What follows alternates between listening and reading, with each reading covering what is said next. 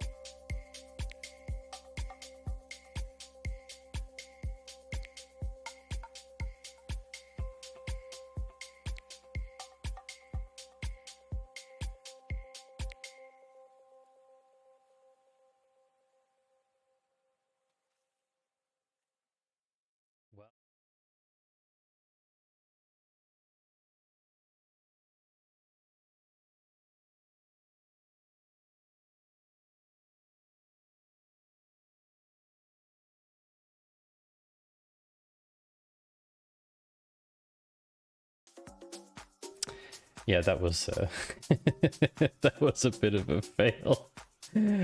Thanks, DataDev. Good evening, friends of Twitch. I had the wrong scene. That's basically what happened. That'll teach me. How are you? How are you today? I hope you've had a good week. It's Friday again. That means we are in for some fun times. You may have noticed that the camera is different. You may have noticed that we had an overhead camera. That's because I changed my webcam out. Only I saw that. Now I would like to have 1 minute to keep my mouth numb. Yeah, DataDev, it's okay. We had like all these audio video desync issues for weeks on end, and a few weeks ago I decided to put a stop to it. So I bought a few things, and now it should be a lot better. I think the most difficult part is the initial setup. Once it's running, and then it's not an issue. But if there is delay, then do let me know. I once streamed for 30 minutes muted. Oh no. I did actually see that my audio sources were missing, and then I saw your comment at the same time. So yeah, I suppose I would have figured it out then. So yeah, also data dev, do you stream regularly? Actually don't know if I've ever seen you stream.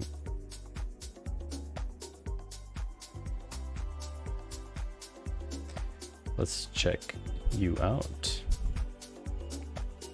offline. Last streamed 2 months ago. I wanted to bury my head in the ground at that moment. Yeah, I bet. 30 minutes is a long time. Did you delete the VOD? What did you stream? Be curious to know what you streamed.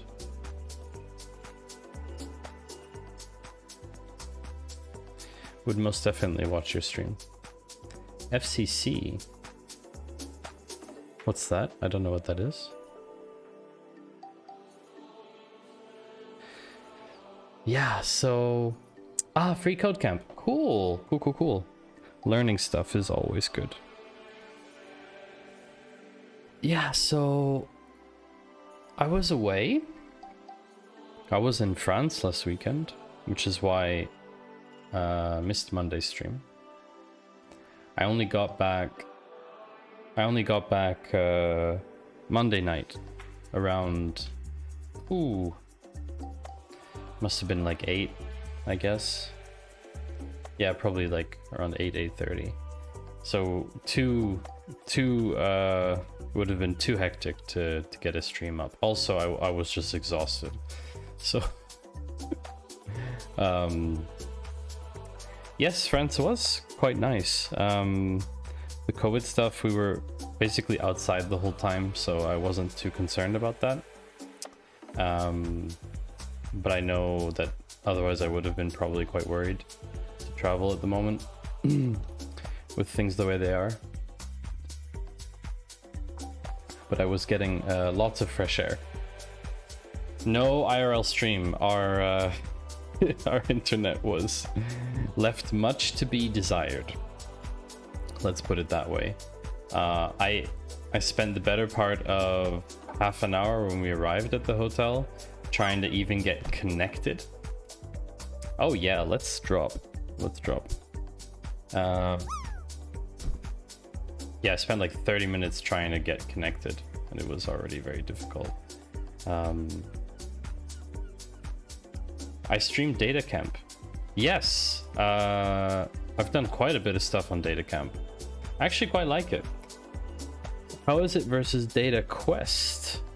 I've never used Data Quest before, actually.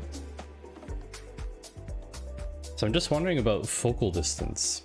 If maybe it's a little bit too close. Let's just adjust that.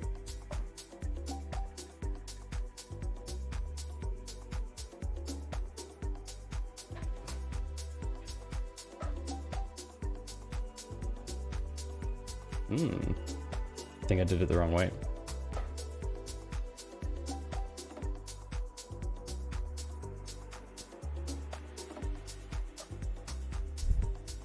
It looks blurry to me. I can't judge. This is the problem. I can't judge. Chat can adjust, but you adjust according to your lower back.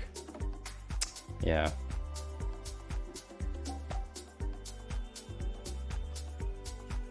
So that's now towards the back. Oh yeah, okay, so I'll do. There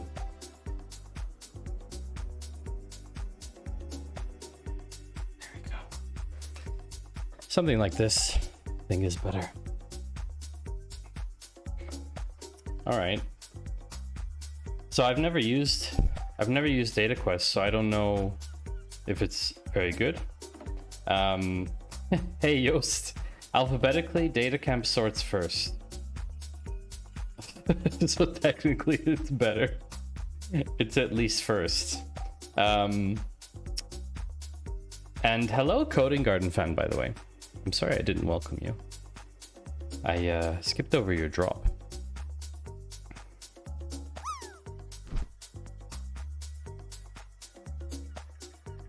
Yeah, so setup wise, we should be a lot better, in better shape. One thing I can do is I can control the camera with the live shooting tool thing. The problem is that when I do that, like you can only use the camera from one source at a time.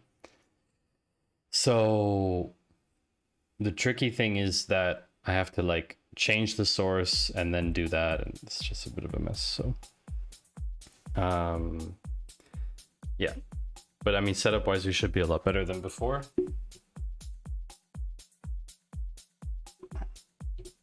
I'm just, as a photographer, I'm very, let's say, what's the word? I'm very particular about that.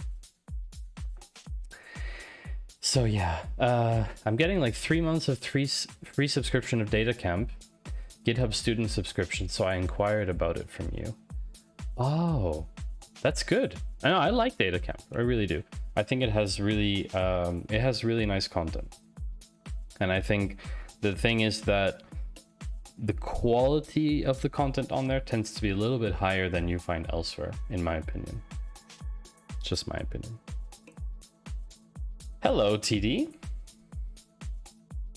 How are you, friend? Listen, friends, if you're not aware, TD is probably my #1 fan because he's built me a fan site. I kid you not. He actually built a website in my honor, which is pretty impressive. So go to mattyhu.com, and if you'd like to, you can submit some suggestions for different variants of my username. There's some pretty funny ones in there already. So what's the plan? The plan for today is simple. We will continue working on the Twitch Channel Diagnostics project. It goes under many names. Stream Lens, Stream Juice, Streametrics, Twitch BI, Stataholic, Justin Numbers, Statty McStatspace. There's all kinds of crazy names for it. If you have any name suggestions, do let me know and I can put it on the board. TCDP, indeed. Twitch Channel Diagnostics project, version 1.0. And in celebration of that, I think we will switch over. TCDP. I guess we'll switch over to the shizzle. How about that?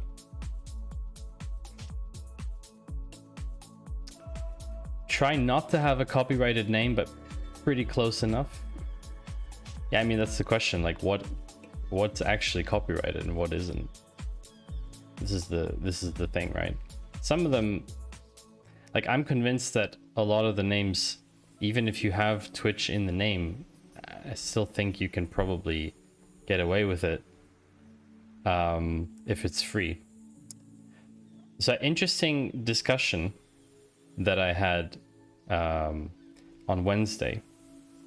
I had a meetup here in Zurich that I helped organize for data professionals, and there was a couple people there, and we were discussing this project actually with them, because I was curious to get their opinion on what they thought about Twitch's kind of, yeah, about this kind of type of product in this space, because they, at least one of them, he's a very, very avid consumer of Twitch, and he doesn't stream.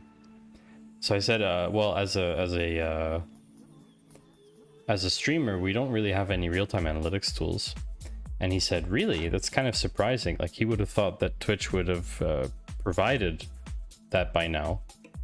And I said, no. And he said, oh, have you considered making the product and then selling it to Twitch? They can build it into their product. And I hadn't thought of that until now, to be honest. I mostly was thinking about it from the streamer side, like from our point of view.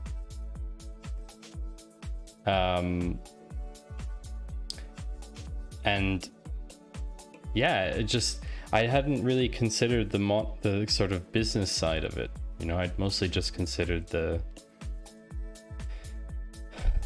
problem solving side.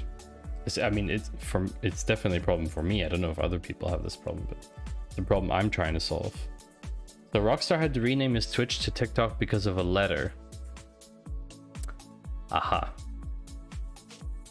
I'm guessing it was more Twitch that wrote and not TikTok. But yeah, I think I heard about that. I saw that he'd renamed it, so oh, it was from TikTok. Does Twitch even pay attention to this stuff? I feel like it would go over their head. 50-50. Hey Steffi, welcome in. Welcome in. 50-50 chance indeed. Yeah, so obviously I don't want to cause any problems, so if we call it something like progressive open source operational performance, aka poop.tv, then we won't have any issue. Hello mod. Twitch only pays attention if you break the 24-hour rule on content retention. Wow, really? Code Spent. I don't know them, actually. I don't know their channel. But yes, I know about the 24-hour rule. I was always curious about whether they enforce it, and if they do, how they actually enforce it, because how would they know what's being published somewhere else before the 24 hours? Steffi is mod, like internet mod, but no one is mod here except me. Just to be clear. I hold all the power. Data by Maddie. Yeah, Steffi, you're definitely mod of the internet. If you mod like pretty much everyone's Twitch channel, then you become mod of the internet by default. Oh, holy moly, it's a raid. Hello, Jay Walter.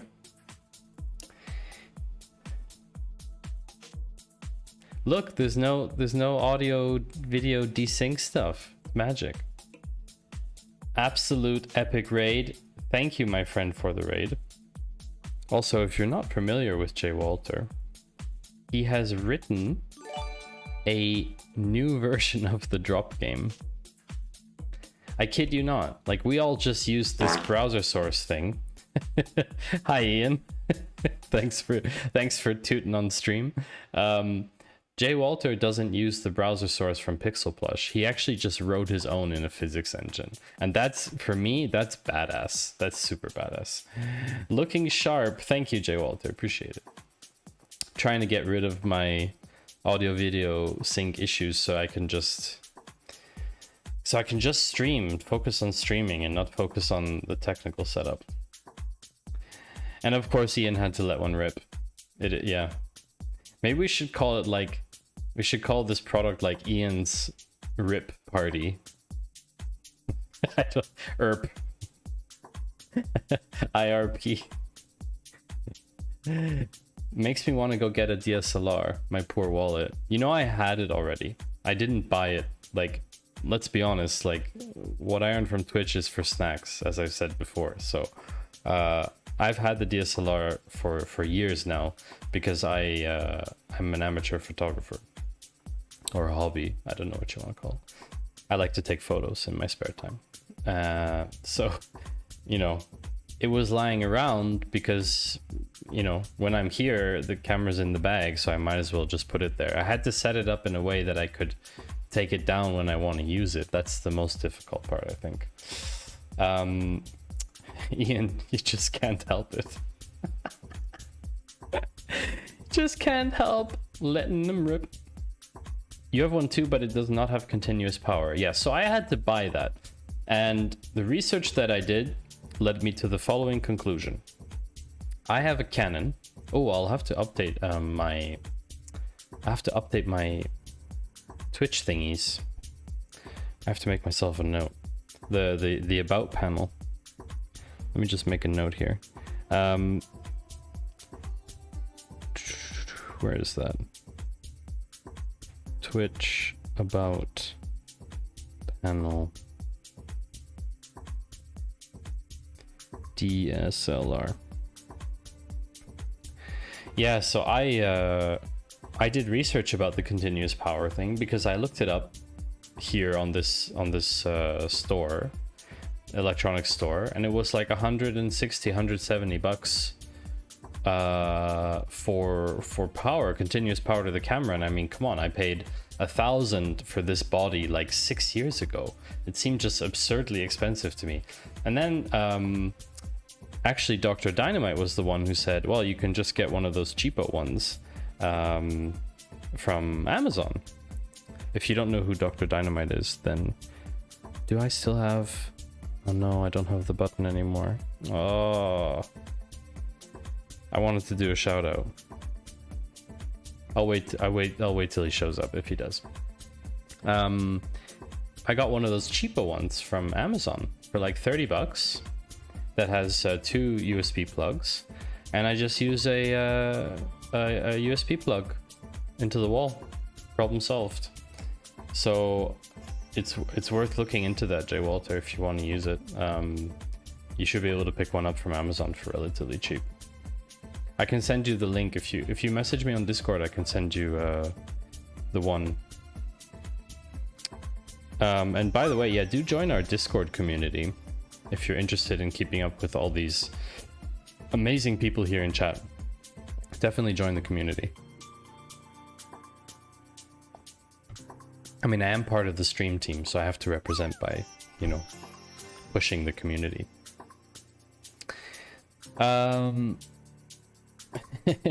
It's raining. It's raining bits. I wish. No, I'm kidding. I don't need donations. I do this for the lulz. That's a very nice emote, Data Dev. Where is that from? TB Angel. Twitch global emote. Interesting. Would not join because I'm there. Don't be so hard on yourself, Steffi. You make the community a lovely place, just like everybody else in it. So I think it's enough chatting for today.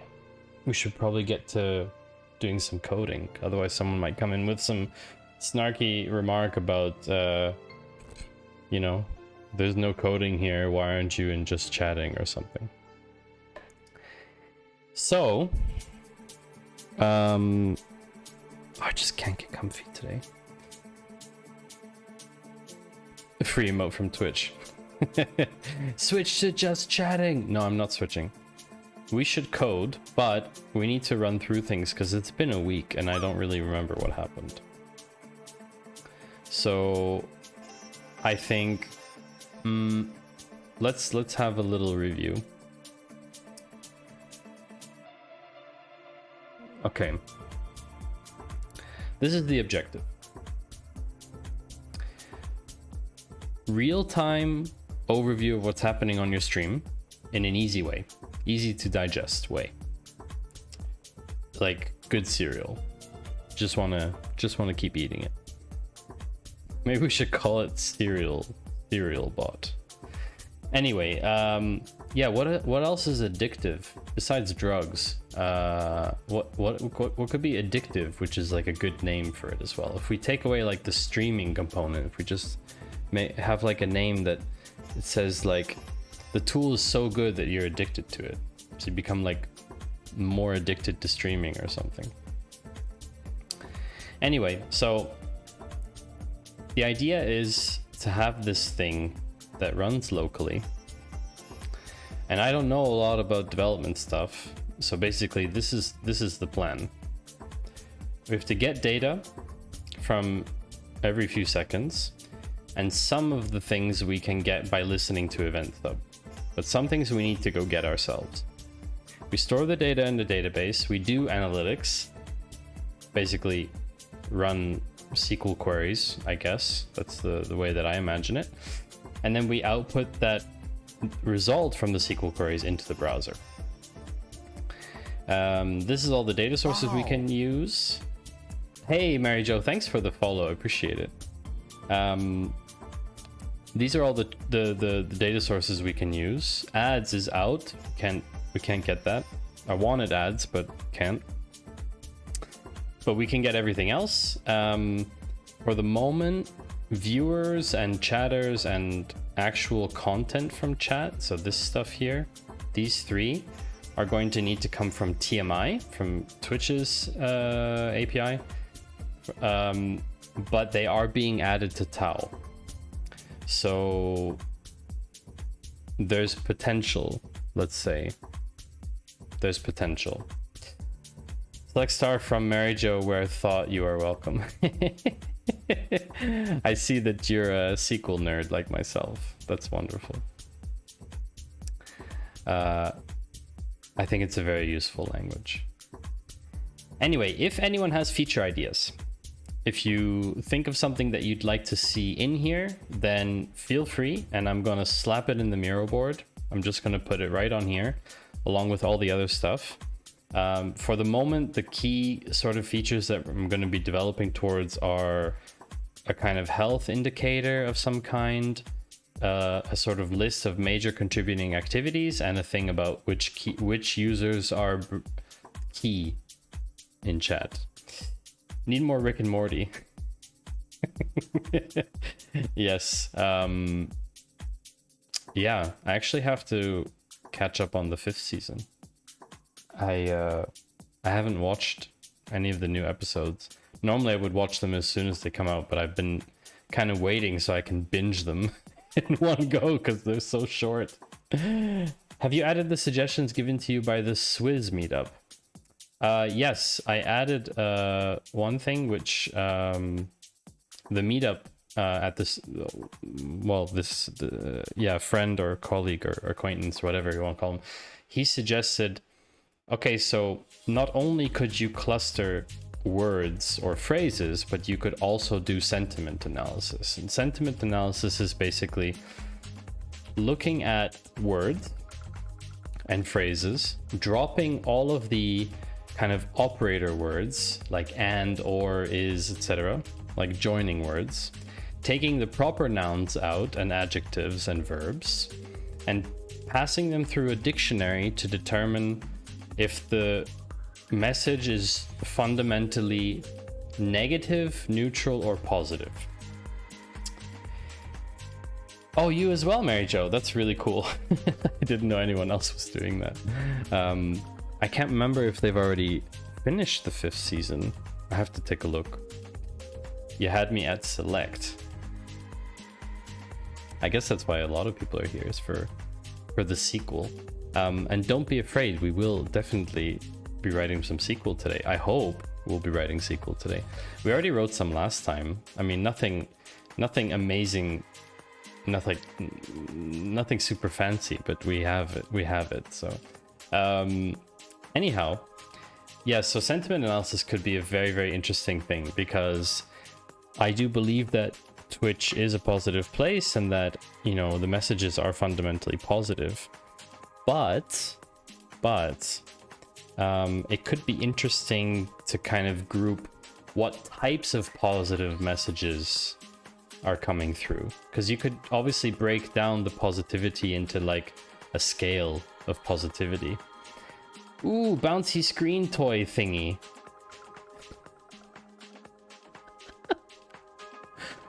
What? What are we talking about? And Ali says no. What do you mean, Ali? No positivity. Okay, so this is a very negative chat now.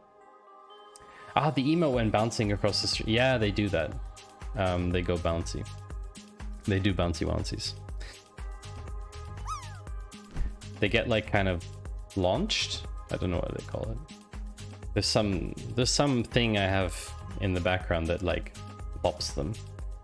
Steffi says, I actually wrote SQL at work this week. Made some performance improvements. Me, the front ender.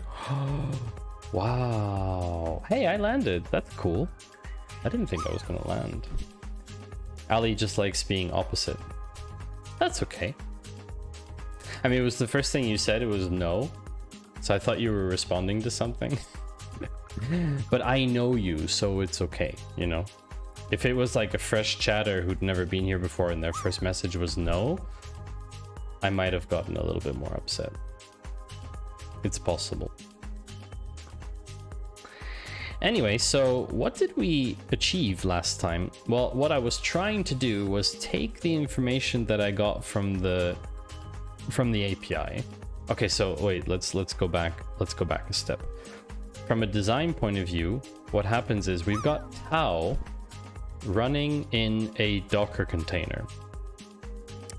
I was just making a joke about chat being positive. No, I know, Ali, it's no problem. No, really, not an issue at all. No problem. I totally got what you were doing. So it's no issue.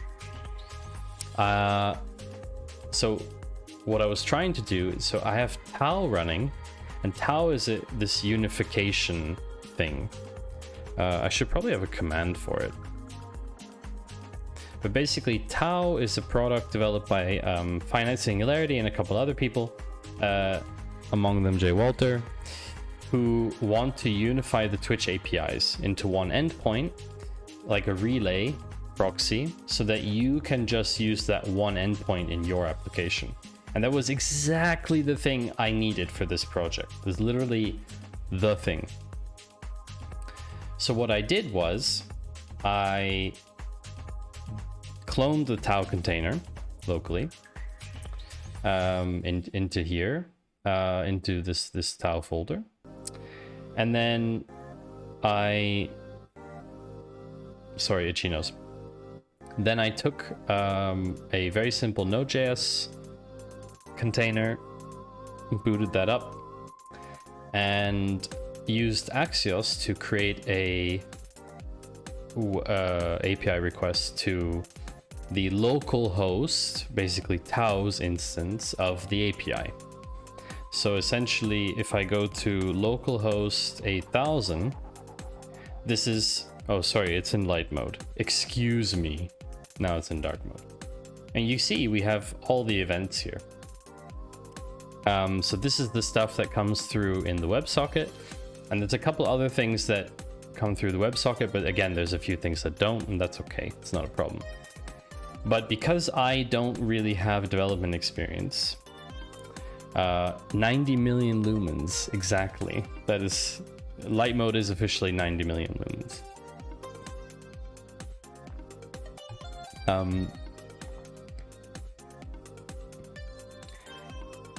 Because I don't have development experience, I'm not prepared to write the whole application in one go.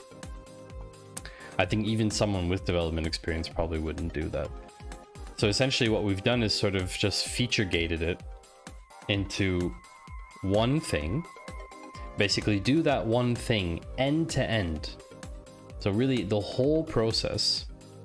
And then once we're done with that, we can package it, do it properly, and then build on it. MVP. You the real MVP, man. No, minimum viable product, not most valuable player. Or most valuable PogChamp in the Twitch realm. So essentially what I've chosen to do is use a very simple one, which is the follows endpoint.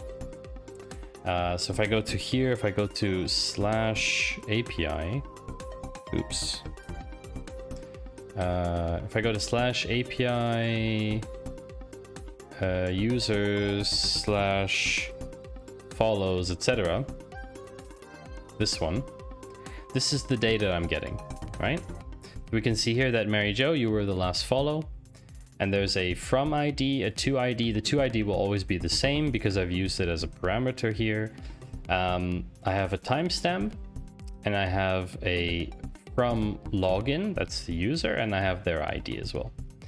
So what I actually technically need is the from ID and the followed at, but I'm going to store the login username as well, just for sanity. So essentially, if I run this now, if I run my app, I get this data in here, right? But it's obviously paginated. We'll have to deal with that a little bit later. Oh, I'm sorry for doxing you, Mary Jo. Doxing your follow on stream. Again, this is also public data, just in case anyone's wondering. So essentially, I can do this instance get, and it will give me that data. Perfect. So now what we need to do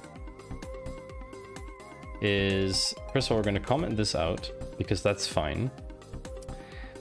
Then I needed to put this data somewhere.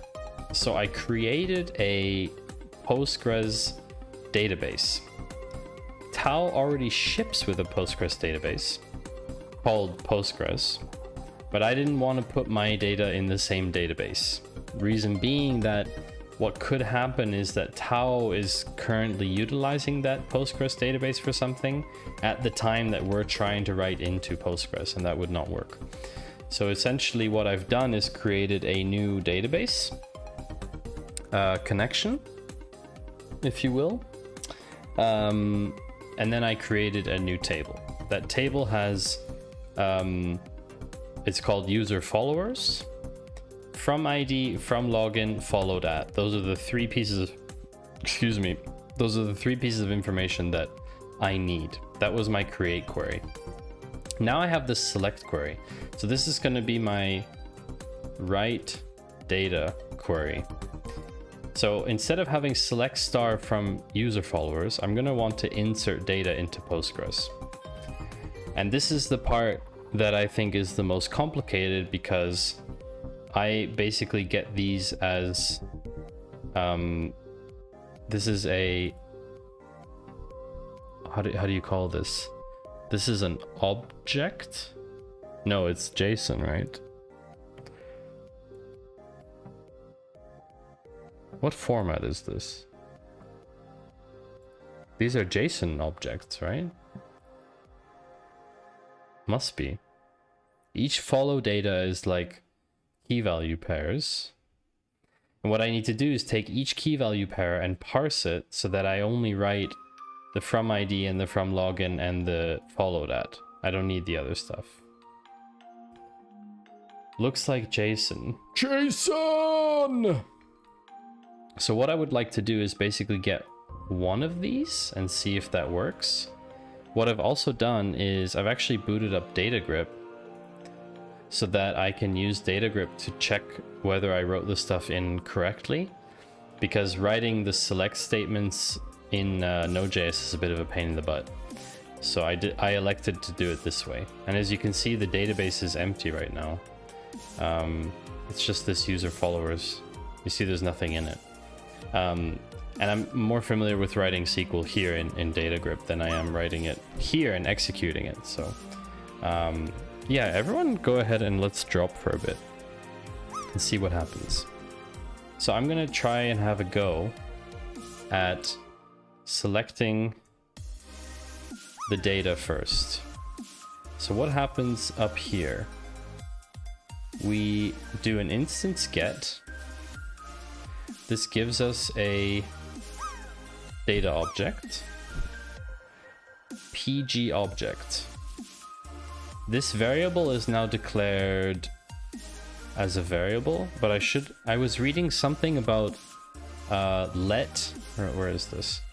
I was reading about the difference between var, let, and const. So essentially, const declarations are blocked, scoped, as well as let declarations, but vars are global. So I guess this should be a var then, because I want to access it outside this function. Is that right? No hydrate option. No, I hydrate all the time. I don't want you to waste your points on that. Use your points for other fun stuff, data dev. There's plenty of other cool things in there. Plenty. JavaScript scoping is so complicated and hard to understand. Yes, it is. I'm just going to keep it as var for now and assume that I can actually access PG objects somewhere else. So let's try that. Const write data query. Oh, I think I'm going to have to do... Hold on a second. So the pool, this is actually to execute a query in Postgres. And so if I do, let's just do the select data query, because then we could see here if PG object is available or not. And let's not console log this. Let's just console log PG object. Let's see what happens. Select query is not, oh right, sorry. Write data query. Okay. What happened here? PG object is not defined. Okay, so it doesn't know PG object. Even though it's technically already run through this. Oh wait, it did not. Hold on. It didn't, did it? It should have, right? It's synchronous.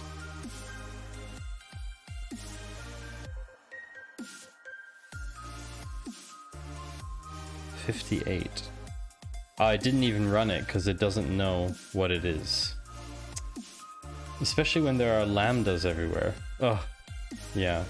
This is very complicated. So it's not var, should be let. Is that right? Let's find out.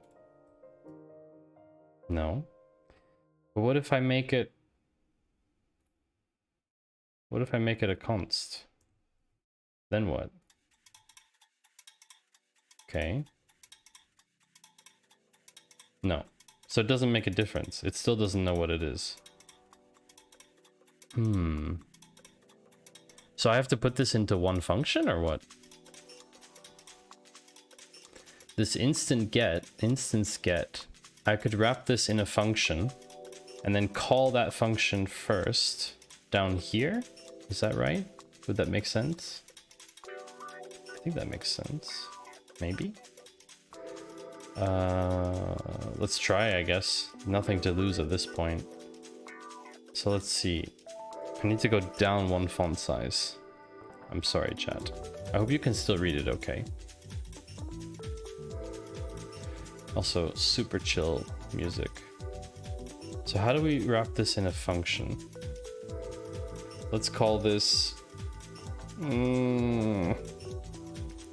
get data from get follower data.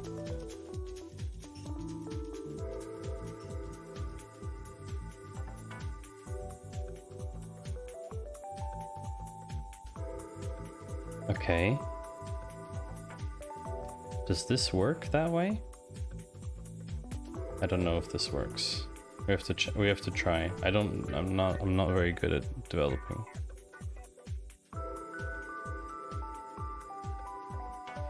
Is that even valid syntax? Yeah, I don't know. That's the thing.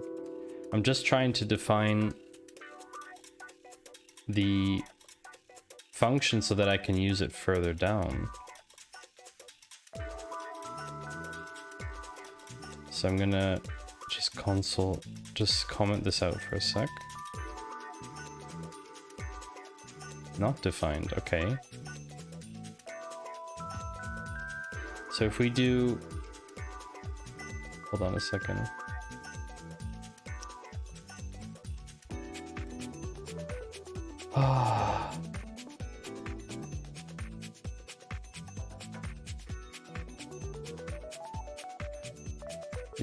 So you don't need you just define the name and then that's it. It's not a function yet. Yeah, you have to say that it's a function. This can't be that hard. This can't be that difficult. I need to review this. It's been such a long time since I've done. So if we do function get follower data, no parameters, we don't need to pass anything. And then we do, hold on a second.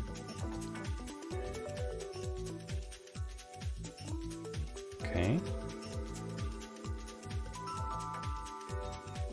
Wrap this in here. Okay, this is now wrapped in get follower data. And now, yeah, okay, that's, is it even going to return a callable? What do you mean by callable, Ali? Okay, so I've wrapped it in a function. And so what I do is it's going to give me PG object as part of that. And because it's then within the same scope, down here, I should be able to do something like this and do get follower data. And then here I should be able to get the PG object. Why doesn't that work? PG object not defined. It creates the object.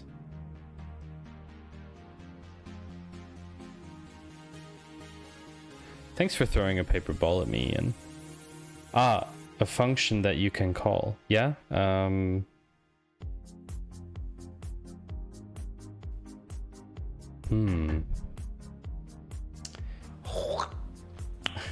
Nice. Hey, thanks Ian for the bits.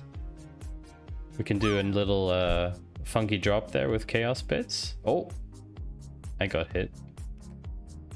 PG object doesn't exist in that scope. Right, because it's outside the function.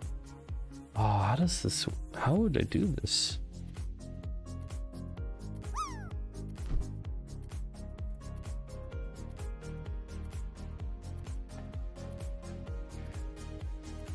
I need to try this with a var. I feel like that might be something.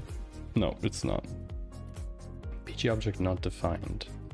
It means that... Right, it's like in here, basically. PG object is in here. Ah, so if I do get follower data, but don't pass any arguments... But if I don't pass any arguments, can I stay inside the function? Probably not, no? So how would I call this function to get this stuff and then be able to write it in using this pool query? Stay inside the function. Well, I mean, essentially, I need to do this pool query write data thing. So if I get the follower data, I need to put it somewhere. And at the moment, I've put it into this PG object here. But I don't need this anymore. But this is not accessible outside that function.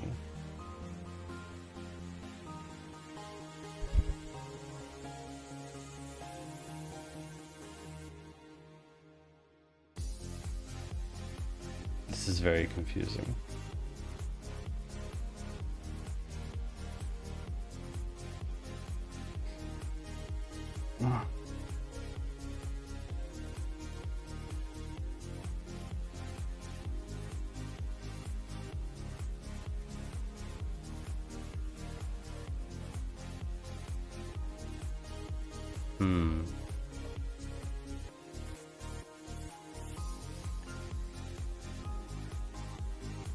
The arrow is making a promise. You have to chain the functions together like that. I don't understand it. I could write this in Python. I know someone who's written something similar in Python, but I don't know any Python. So yeah, this is a promise.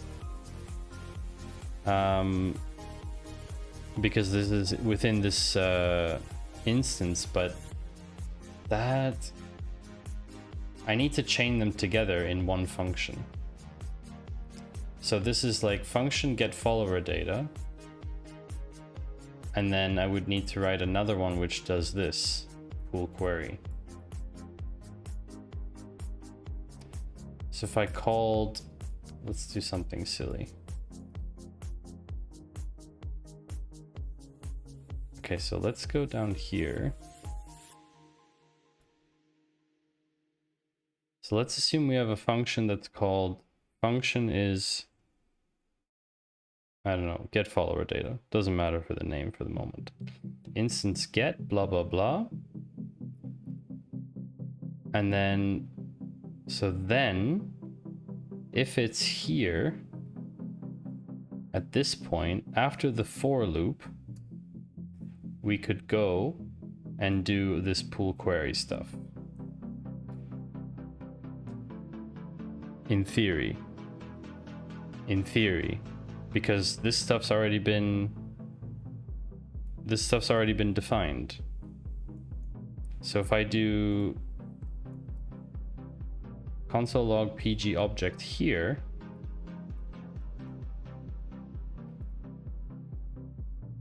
this is going to do select star from user followers, whatever. And then all I have to do is call get follower data here with no arguments. The thing is, this is all async. It is, but interesting. Ah, right, this is throwing an error still.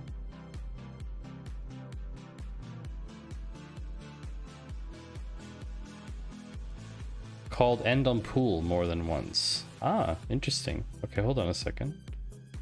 What happened here? This is so small. Hold on.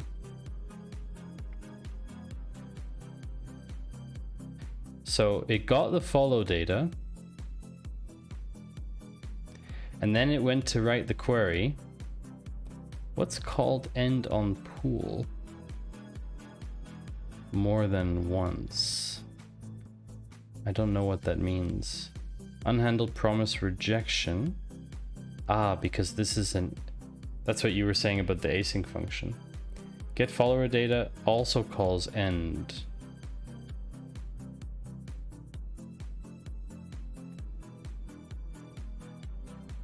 Instance get.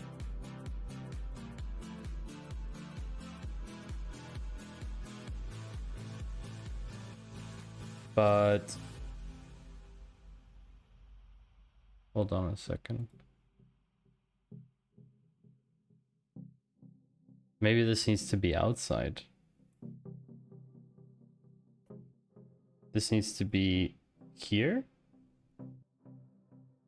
That can't be. This is a try catch, basically. Line 48 to 52 compared to 61 to 66. Yeah, if I take this out, I've already done that, for example. I don't want to do that again. Ah, you're right, that was happening twice. You're right. So this, the pool end, well, maybe we can take that out or just comment it for the moment.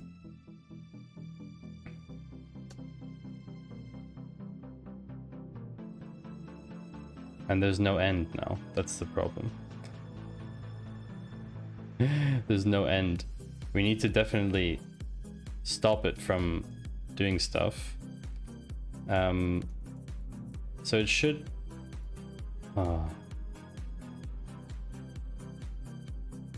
This works. It does work. So this is the result. Select. The select gives us 0, right? Because it's just select star from user followers and there is nothing. So that gives us 0. And then here is the follow data. Okay, this is working. We have access to PG object. So now what we can do is take the information from PG object and slap it into an insert statement. But first we need to know how to access that stuff. So PG object is an object. So what is PG object 0? Let's just find that out. Let's find out what that is. Undefined. Ah, right, because it's JSON. PG object dot follow data. This is the first one. Follow data 0. Is that object key notation? It's still undefined. PG object dot follow data is the first one.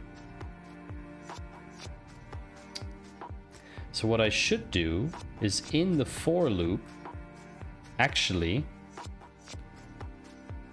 in the for loop, I should just write it directly rather than write it into the object, no?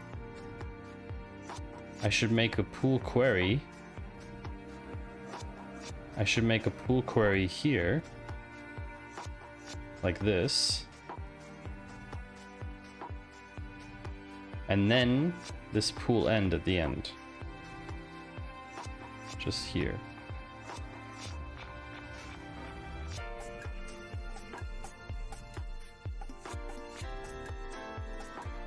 And basically we have to get this right data query should actually be in here. Is that the data that comes from tau? Yep, exactly. Well, I've modified it already.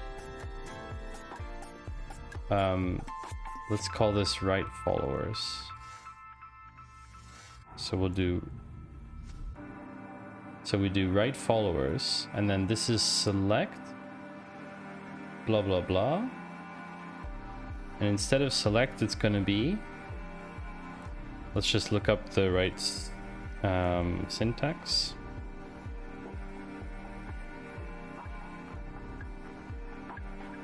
Pool is the PG connection. That is correct, Ali. Here we go. So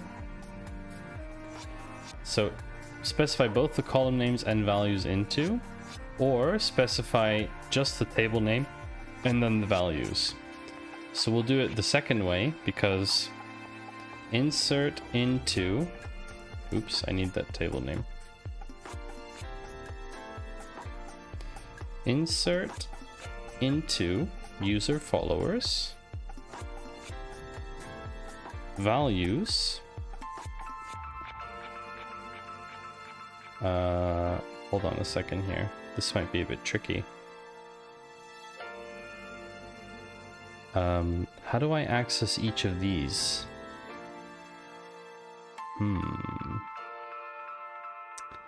How do I access each of these keys in JSON? JSON key notation.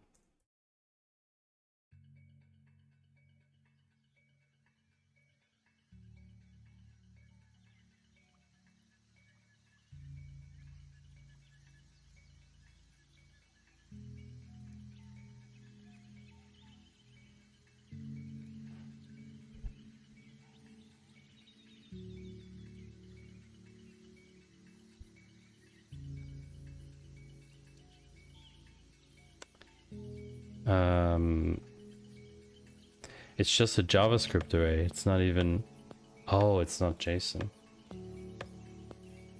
So I just do follow data dot whatever.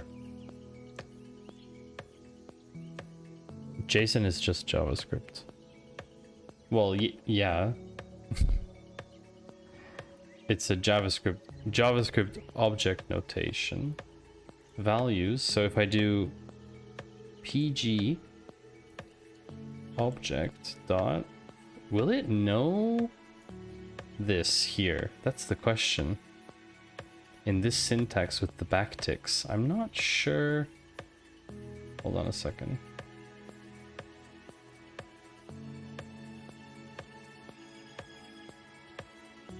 Follow data dot from ID.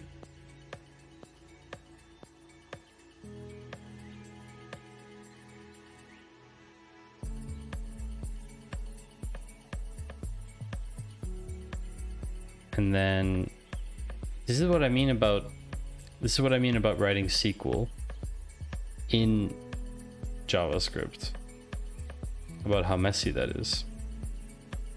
JSON checks is rather a subset of JavaScript code. Yeah, that's a pretty good description, I think. There's commas here. Hold on a second. So it's going to be value 1, value 2, value 3. And our database has that structures from ID, from login. Let's try like this. We can always delete rows after. Let's just do with 1 for now. Let's see what happens. Will it know this? I don't know. PG object is not defined. Line 47.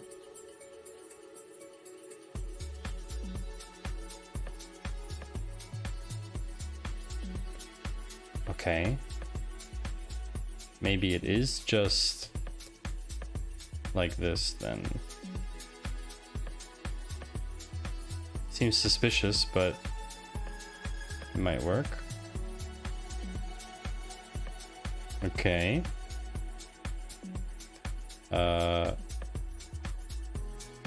There's nothing in the database.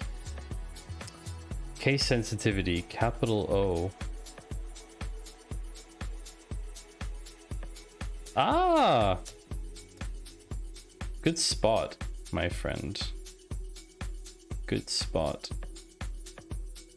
I camel cased that. All right. Try that again.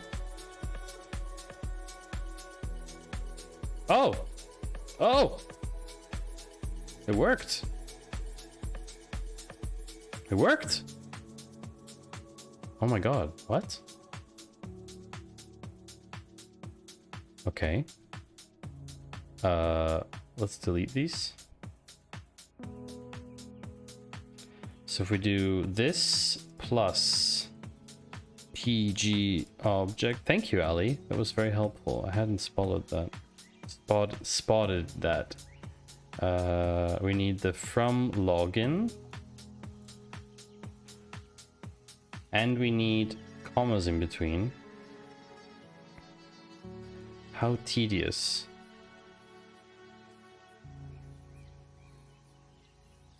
How tedious this is.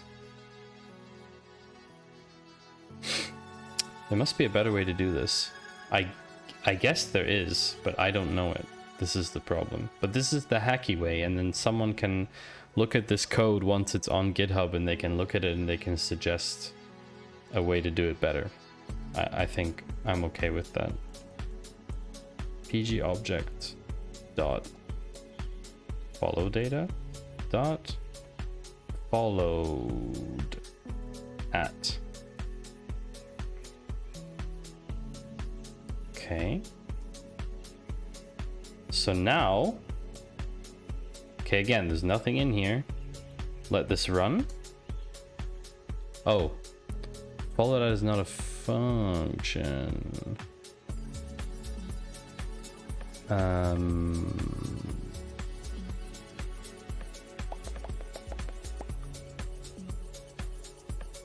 Where's the...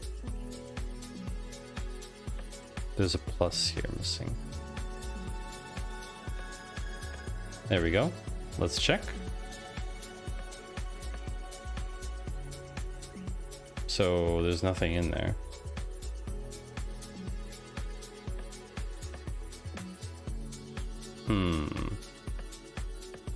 So why didn't that work this time?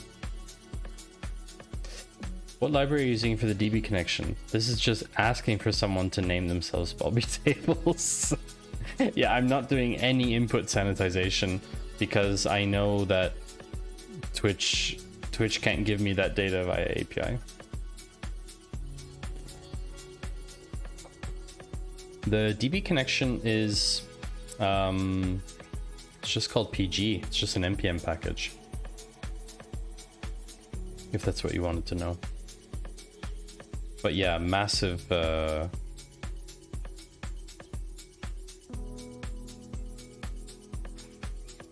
massive potential for Bobby tables here if Twitch didn't sanitize inputs. A bit strange. I thought it would have written this stuff. Let's look at what the value is. What is the value? Console.log of write follower data. No, write followers. Let's suppress that.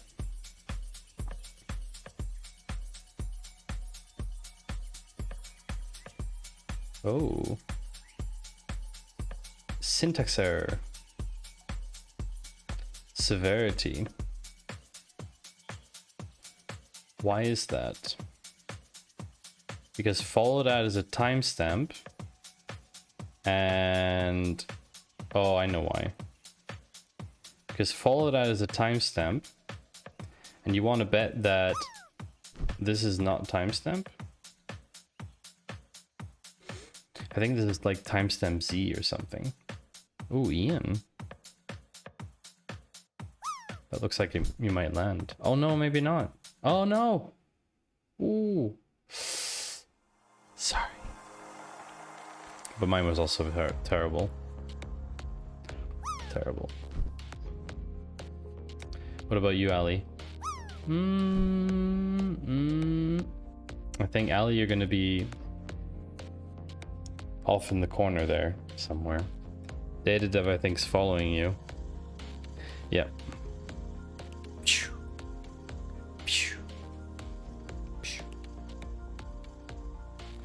Okay, so the reason is that followed at is a timestamp, and it should be timestamp Z.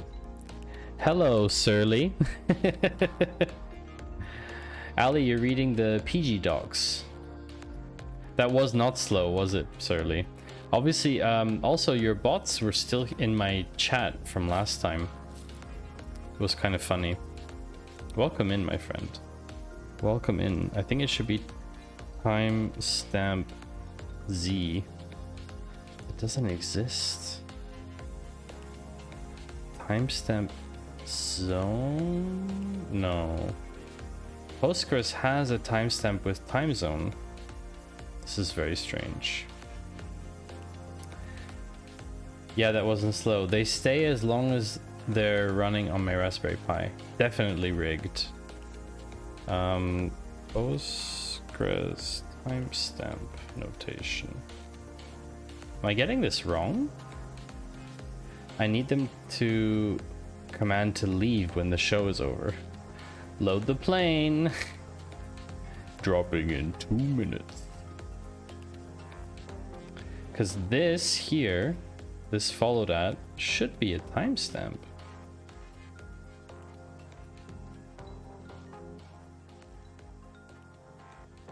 Timestamp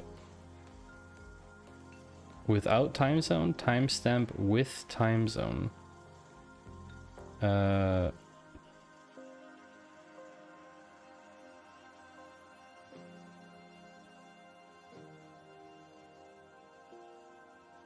Pool query takes a second argument, the query parameters. You should be able to just say row values there. Ah.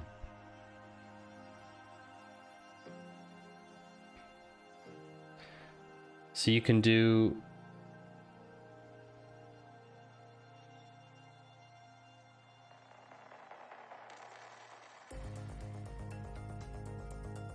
and then put -1, -2, -3 in the query string. Ah. Okay. That looks interesting. 1 minute until drop. Oh boy. We're gonna get a big drop now from Surly. It's coming, people. Hope you're all ready. Everybody has to drop at the same time. It's probably about 20 seconds out. Timestamp T. TZ. That's what it was. Timestamp TZ. That was the problem. Ah, you should have waited.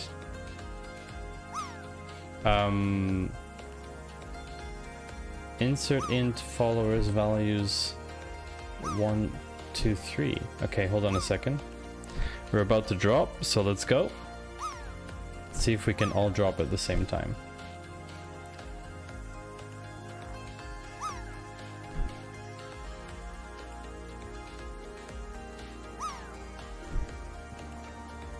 The unoriginal jerk. So many drops and yet no success. Wow, that's impressive. Alright, so this is what Ali wrote. So we go, right query is insert into user followers values with then, let me copy this.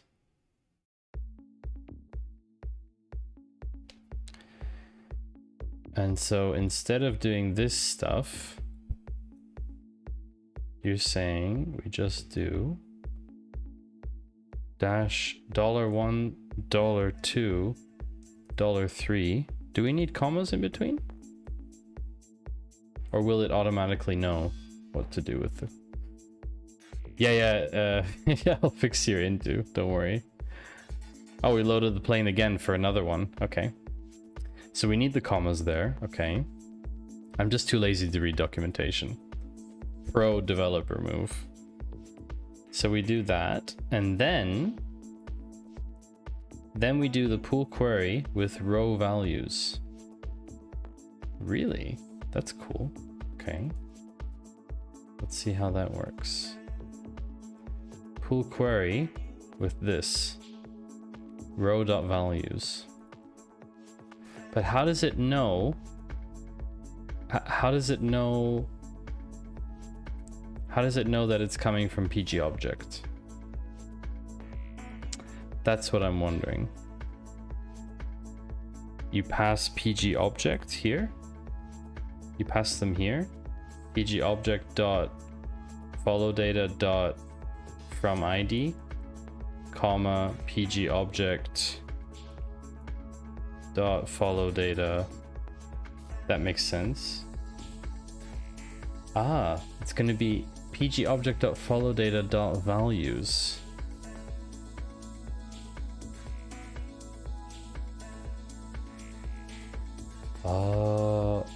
What? PG object dot follow data. Like this? Oh, interesting. Really? Okay, let's try it. I'm happy to try it out. I don't care. Right followers has already been declared. Ah, yes, we need to comment this out. Can't declare it twice. Type error. Values is not a function. Wait, do we need that?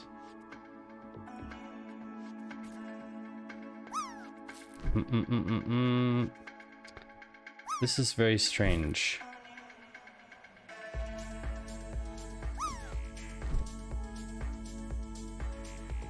Drop bag of memes. Good drop, Breda. You weren't a bot. Oh, Clipographer also looks quite positive. And Lurky's coming in strong. That could be a good drop. Ah, just not. Clipographer is not good enough. Aaron, hello. How are you? How are you doing? It's been a while. Unfortunate, Aaron.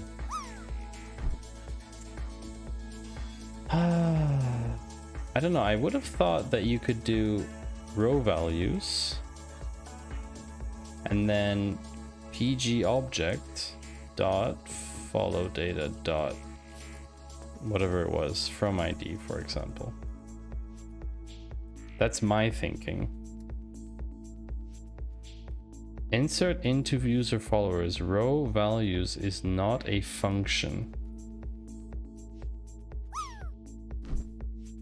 You just woke up.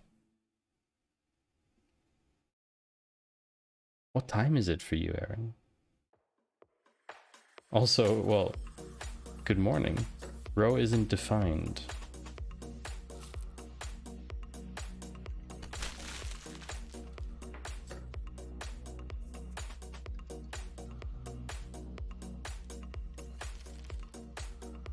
(1 p.m.) Okay, well, good afternoon to you. Oh, I see what you're getting at, Ali. I see what you're getting at now. Okay, so pg object dot follow data without the wow. Hey, D4D, thank you for the follow. Or do you want to be called Dad what? I don't know. How do you want to be called, D4D? I can also just call you D4. Oh, that didn't work. What happened there?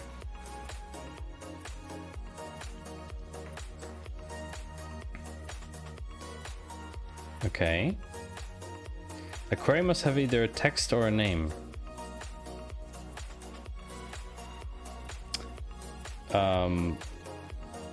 Write followers as first argument.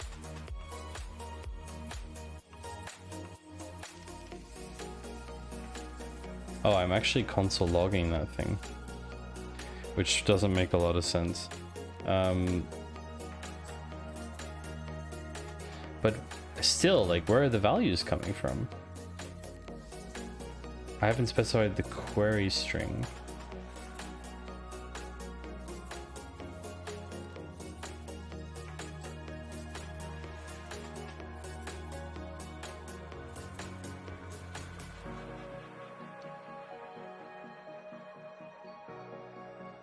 I think I know what you mean, but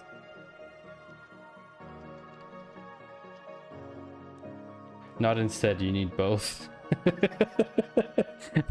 How's the back seating going?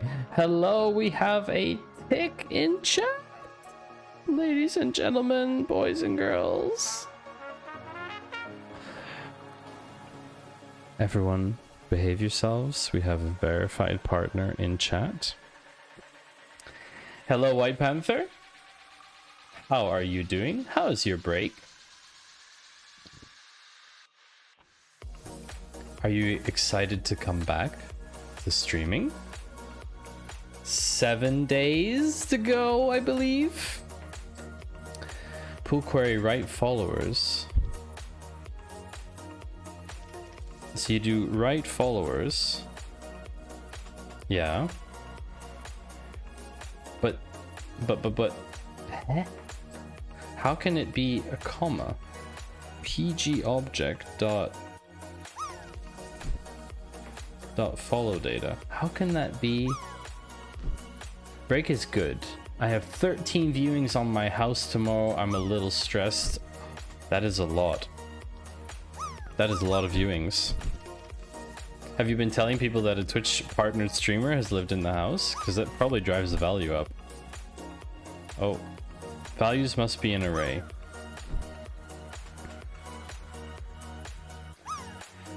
So we have to stick that stuff into an array, basically. At least now it's telling. Yes, Bangy McBangerson will be far away soon. AKA Carl. What is it then if it's not an array? So PG object.follow data is not an array, apparently.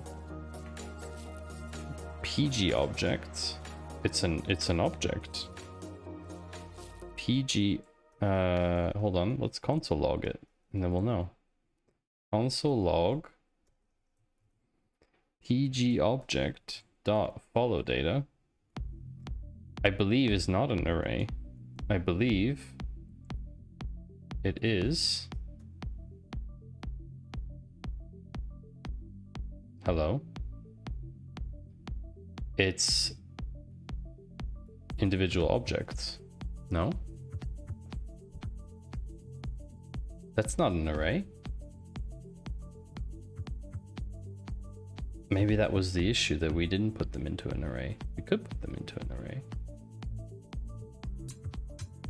We could write them to an array. We just don't have to do that here.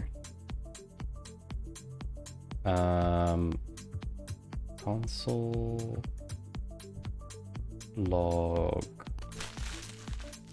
response dot data. How do I do a breakpoint? Like this, right? No.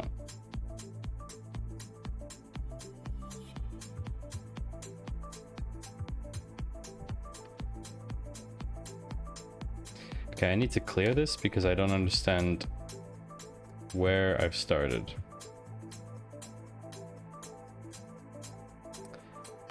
This is so confusing.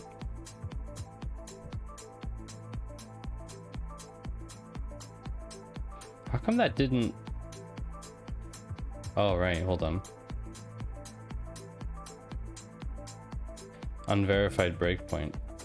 Okay, now what? Now will you stop there? No, it won't stop. You have to run in debug mode for breakpoints to do anything. Ah. How do I run this in debug mode? Run... I have to start debugging. Chrome? What? This is very confusing. Where is this? Can I just use... Oh my gosh, this is like... Oh my gosh. I don't want to do this. No. Can't I just use Node.js to do this? Like, why do I have to open this whole thing? How do I get rid of this? Oh my word. How do I close this debug window thing? Where is that? I have done something and I don't know how to get back.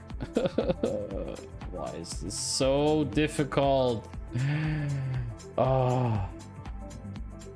Thank you for the bits, Panther. This... How the hell do I get this?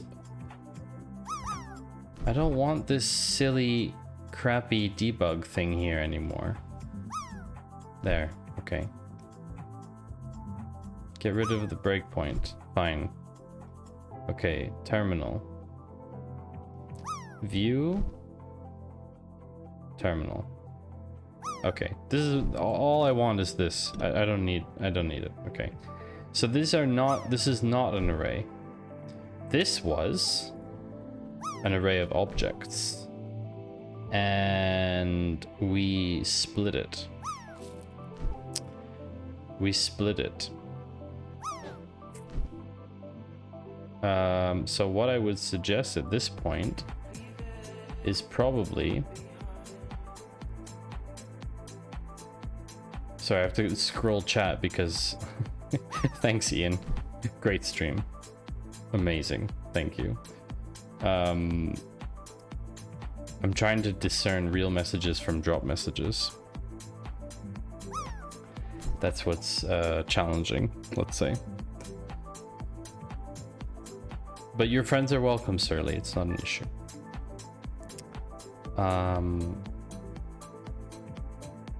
Let's check what Fiona's doing. Oh, look at that. This is a real message. Thank you for sending good vibes, Panther. Appreciate it.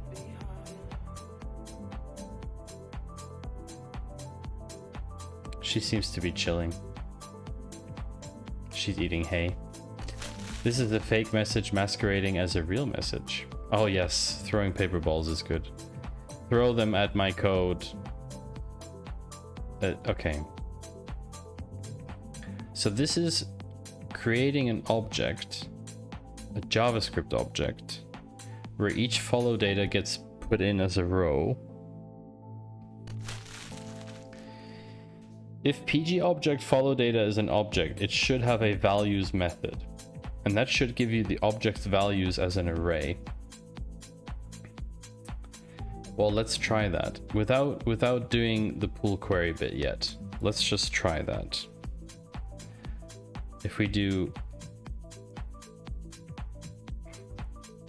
that method, what do we get? I don't need this here either.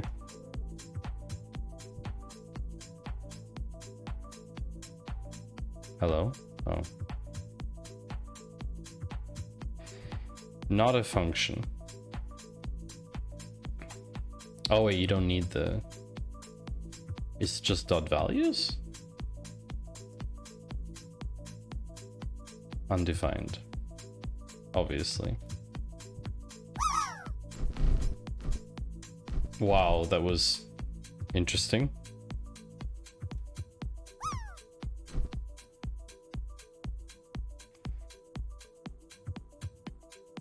I think it's just a formatting thing. That should give you the object's values as an array. Wow, not one of us landed. What the? It's impressive. Hello, noob! It's good that my voice doesn't get censored. Welcome in.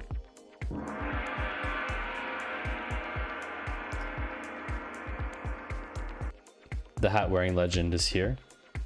If you're not following Noob already, then you should be. There's nothing more to say about that. Go follow, catch his next stream. Voice censored for Noob. Yeah, imagine that actually happened. That would be kind of crazy. You'd have to like, the timing would be so... The timing would be so specific. You know, like Twitch would have to catch you just as you say new. Like it would have to be, it's so hard to catch that, like,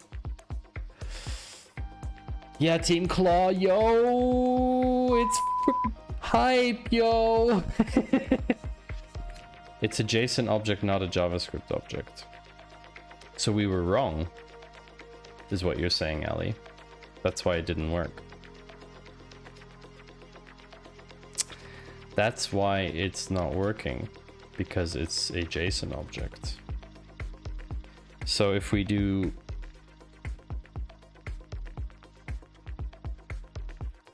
dot from login,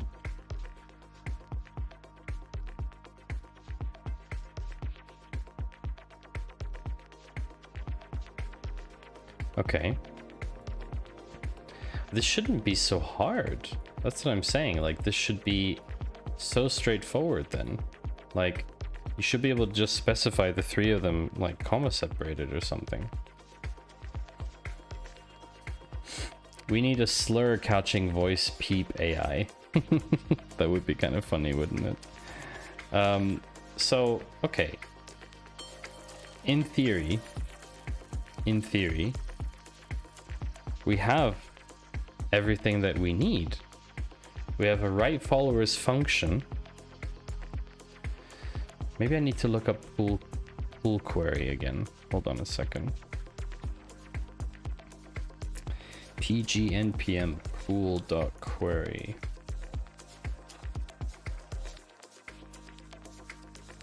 I think you need to write object values. Oh.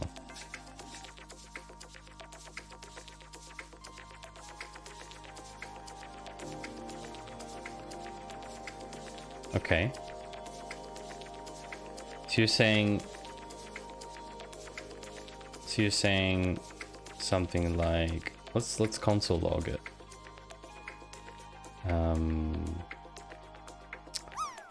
Let's get this there. PG object. Because it's a proper object, object.values of PG object. Ah. But that will give us all of them. We're trying to take out some of them. Okay, well I can just make more columns. You know. In theory. I could just create the table with more columns. I can't believe I landed 1107. It's all right. So if I do, where's my table definition? Somewhere up here. I mean, we can just create a new, oh, Panther. Cool gang. Excuse me.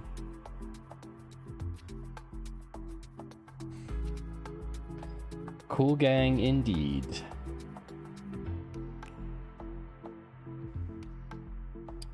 I can just drop this user followers. Let's just drop that. Bye. Speaking of drop. Womp womp. So that gets dropped. And then we just do here new query console.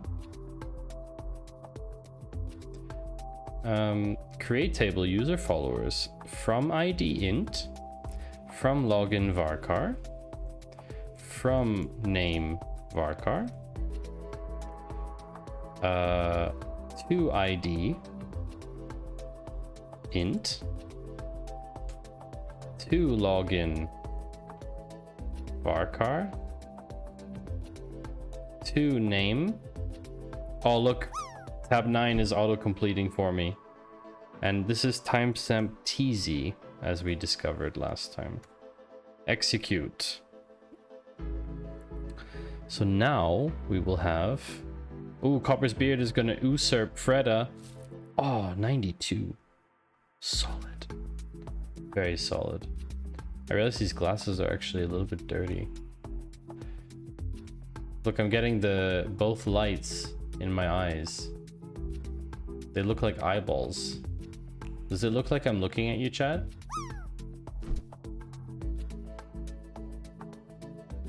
I'm looking at you.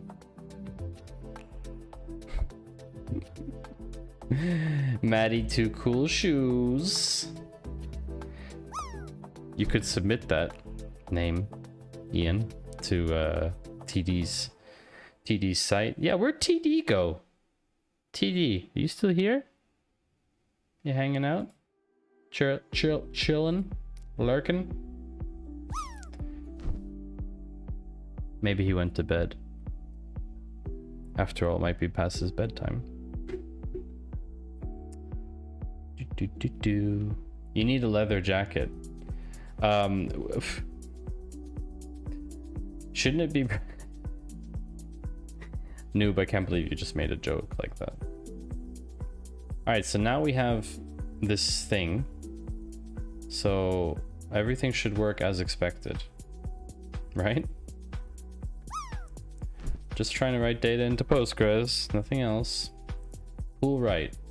Write followers, blah blah blah, and it's going to be object.values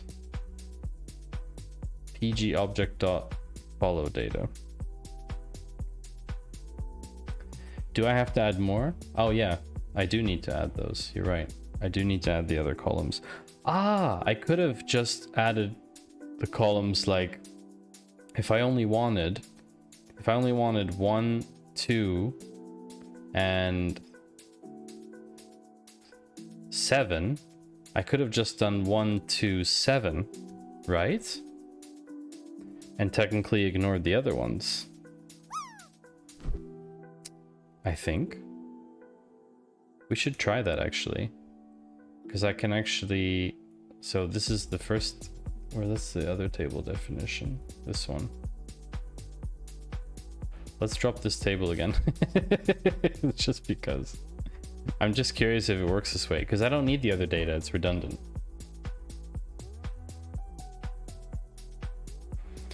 I have to say, this tune really slaps.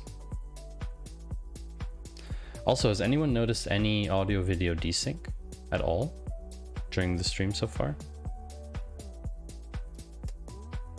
It would be pretty epic if there has been 0. Considering what kind of stuff I'm running. I'm running data grip, I'm running VS Code, I've got Docker running, the stream, everything. Last time desync happened when you switch scenes. I mean, you mean last time as in last stream? Or this stream?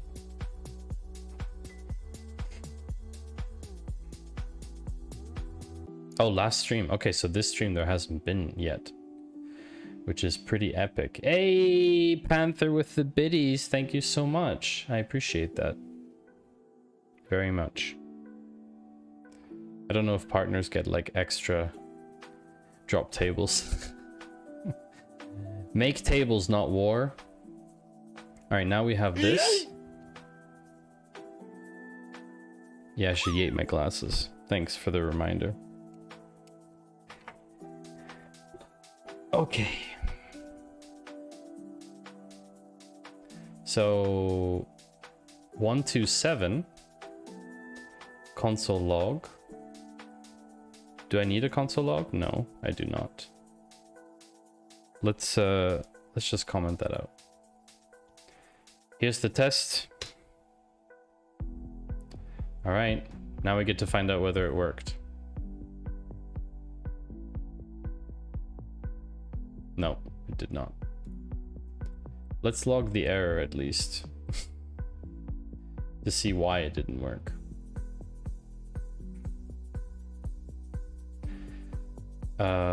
Interesting. What's this? Error. Could not determine data type of parameter 3. Partners do not get extra biddies. That's unfortunate.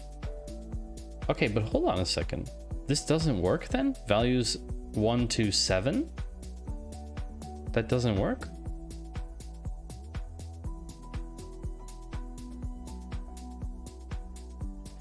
Because it's still trying to parse it? Aww.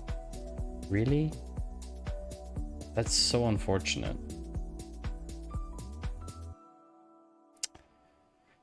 I think you're gonna have to just declare the values array manually.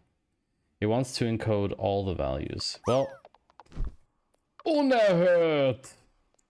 That is literally unerhört.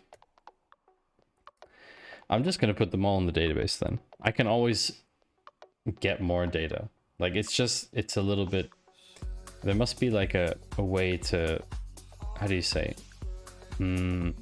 Optimize it, let's say. But optimization is like last stage stuff, so let's see what happens now. $3, $4, $5, $6, $7. And couldn't you just specify all of them here? Like, couldn't you just do this? Technically, couldn't you just do this here, where values is? Should do the same. Rather than specifying this first. Let's try that. I'm curious to try it. So we need 2 backticks here. Because we need to do, so there's a backtick and then we do plus this plus backtick. Okay.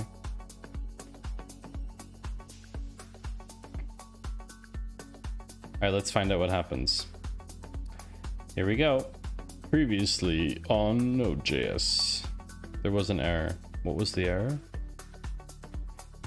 Syntax error near T20. Oh, it's the stupid timestamp, isn't it? You made a trip to town and back, and I'm still online. Yes, I am, J. Walter. I am indeed still here. Oh, Ian, for a moment I thought that was Splashly.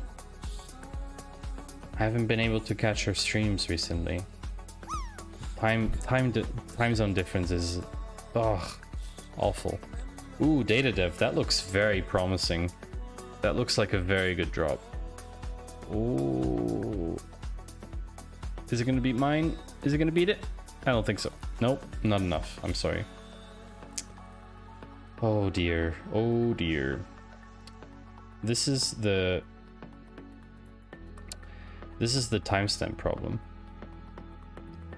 Timestamp with time zone. So we're gonna do, hold on a second. We're gonna edit, modify column. Let's just change it to timestamp. Let's just change it to timestamp. Maybe TZ was actually wrong. Maybe. I just don't know.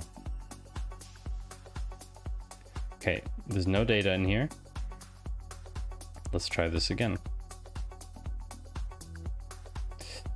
Again an error.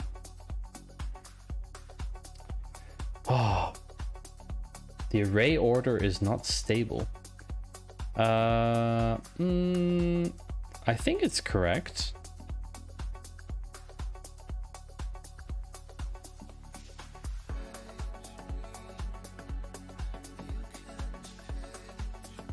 It is trying to output the various timestamps. What if we just change this to varchar for now? Just to see if it works. If we change it to varchar, this should work in theory.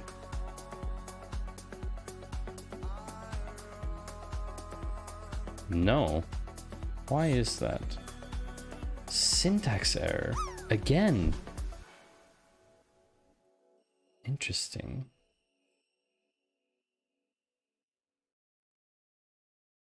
But where?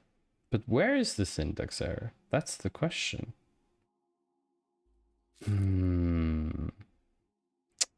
Wow.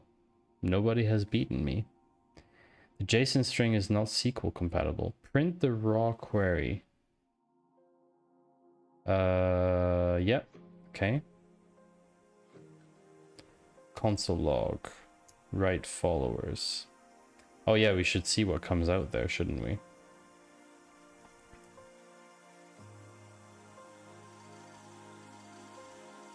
Insert into user followers values. Oh. Yeah. They need to be they need to be in single quotes. They need to be wrapped in single quotes. That's probably why they suggested to do that in pool query. You know? That could be the reason.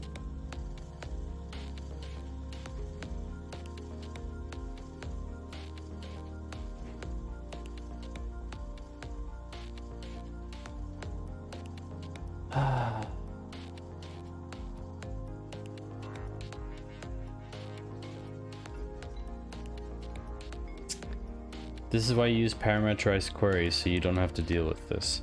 What's a parameterized query?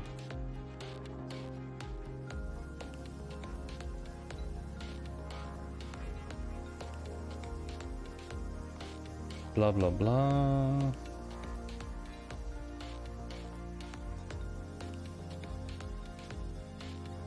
Ah, it's when you put the dollars, right? I see. Okay. Yeah, that makes sense. We should probably try that. I'm just gonna move this into view.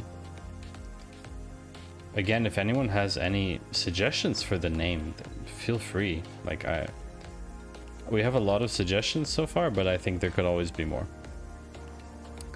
So we're gonna do, instead of this, we're gonna do as before. We're gonna do $1, $2, $3, $4, $5, $6, $7. I already won a naming competition this week. Thanks. Which competition was it, J. Walter? Which one did you win? So this is uninteresting. Now we do object values. PG object dot follow data, comma. Let's see if that works. Maybe they have a native function for it. Way! Deepgram's internal hackathon. That sounds fairly elaborate, J. Walter. Well, the result is that we've won. We have won because we have gotten the data in Postgres. So, what we now need to do... It's Friday, we all won. Only one page. That is correct, Ali. Now we need to figure out...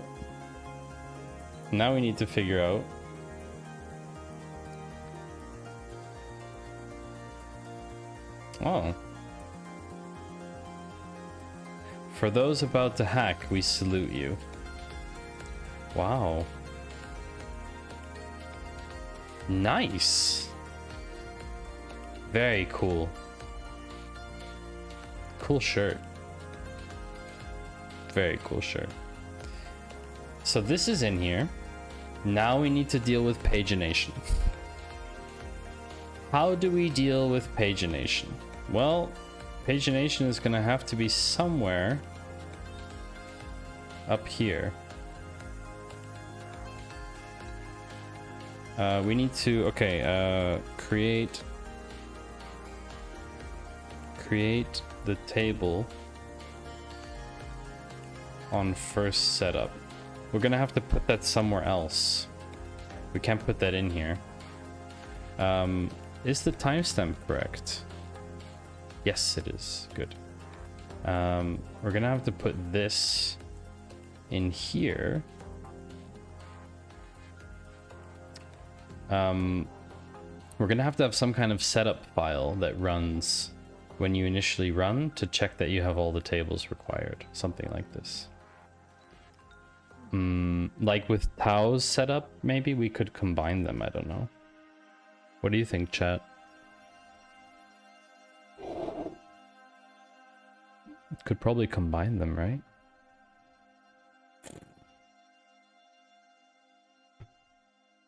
Two hours. 2 hours doing this. We've gotten nowhere. We have to handle pagination. How do we handle pagination? Well, that's a very good question. So we do this. Probably can, but should you? I have to, because right now it's only 10. It's not enough.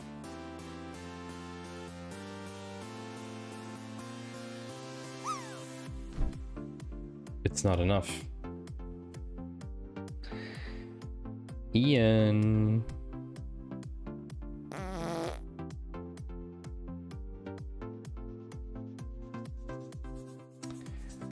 So once this is where it makes a call. Here. The response, however, only contains... This is going to be a very ugly loop, isn't it? Hey, TD, you're back! I was just asking where you were. So far, things are going well, I have to say.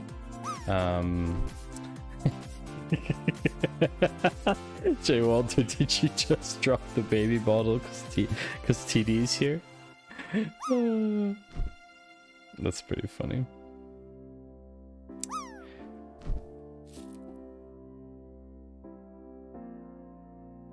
You even landed. Wow. You even landed too. That's respect.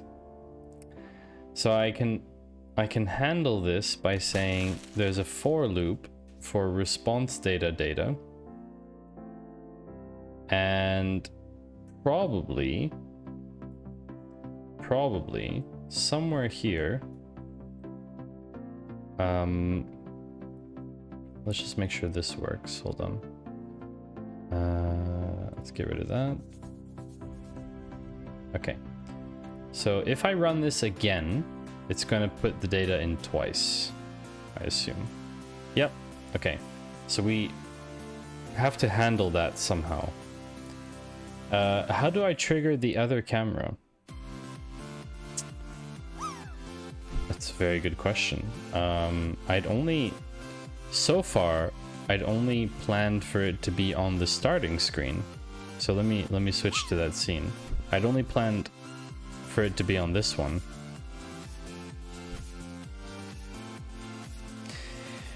But of course, we could include it if you really want to. Data is my favorite data. Hey, Halifax! Your name came up here somewhere. Don't know where it was. I thought I saw your name in here somewhere. I love that screen. I like all the angles. Okay, well, we'll add overcam here. We'll add the overcam. Like this, something like that. It's a bit, I don't know. Bit strange. I think it's a bit strange. But that way, when I dab, you have it at 2 angles. And you can check to make sure that my dab is on point. I could make it a channel point redemption in theory as well. We can see your desk. Yeah, you can. Like security guard horror movie vibes. Yeah, just this the whole time. Just me like this. Like you wanna watch me work like a security guard? I see pants. I am wearing pants. This time. I am wearing pants today. I'm quite proud of myself for wearing pants. Normally I wouldn't. Maddie 2 dabs? You can't do any dodgy stuff under the table anymore. No, it's true, I can't. I cannot. What's funny is that they're probably not completely in sync.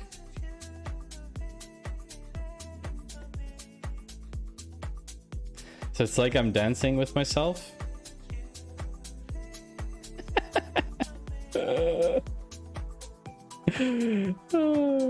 Y'all are just weird. No dodgy stuff under the table anymore. No, I just scratched my knee because it's itchy. Garbage.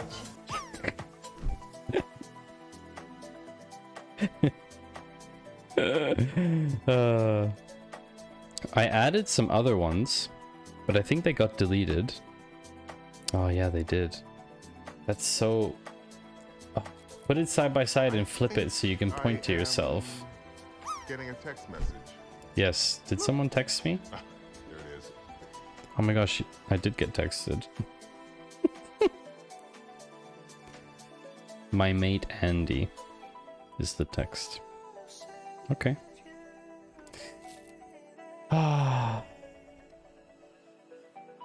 Side by side and flip it so you can point to yourself. So if I do like this, and then I do like that, no, I have to flip it horizontally. That doesn't work. Y'all are making me do weird stuff.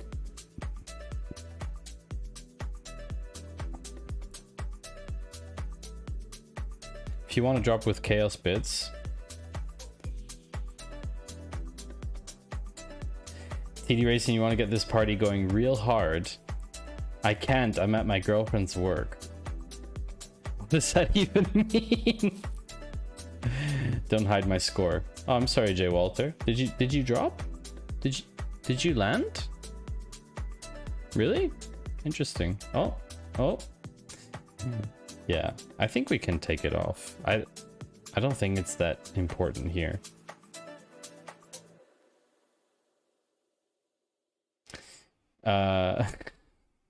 Thanks for all the bit spam.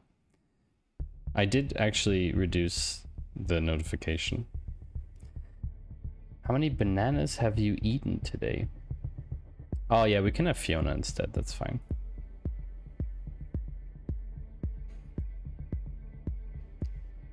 Oh, she's on the sofa.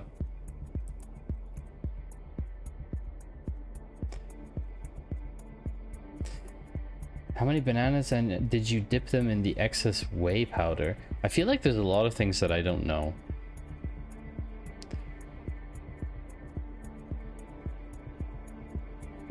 I have to check if the light is on in her room, because I don't think it's actually on. I'll be right back.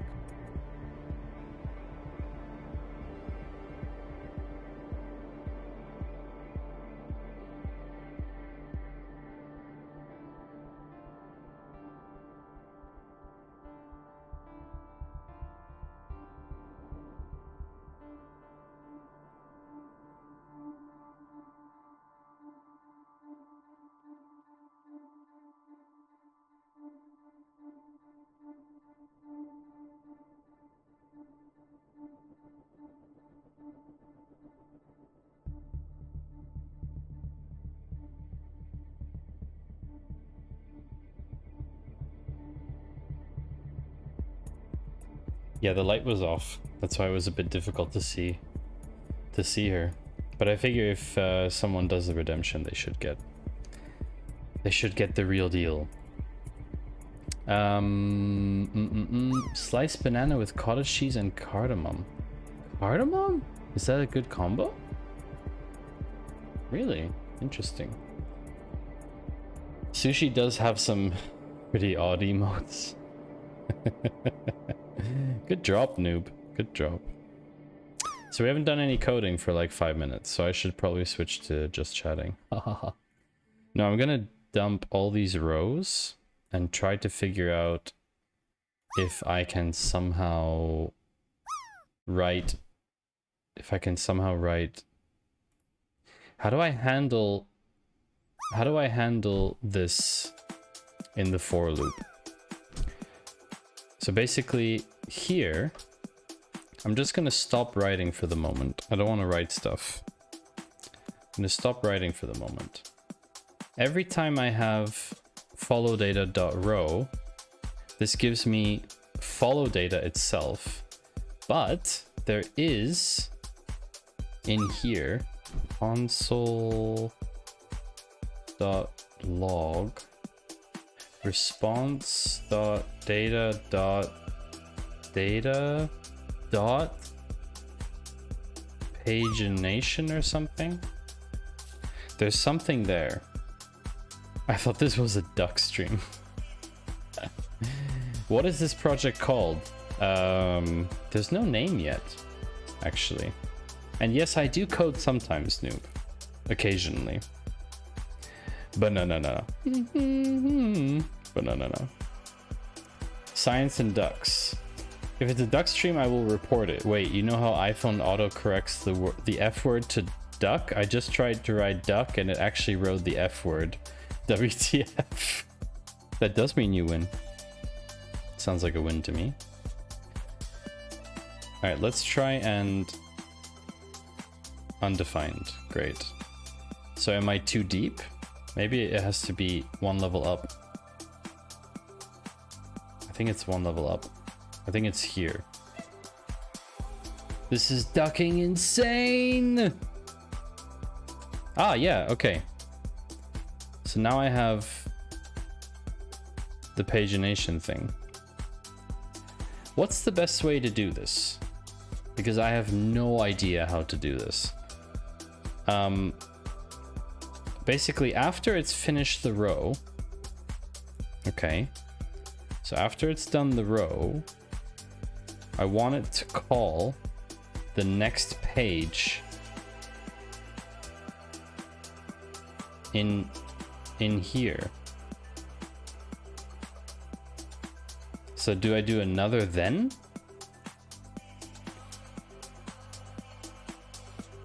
How do I do this? Or do I do another instance get?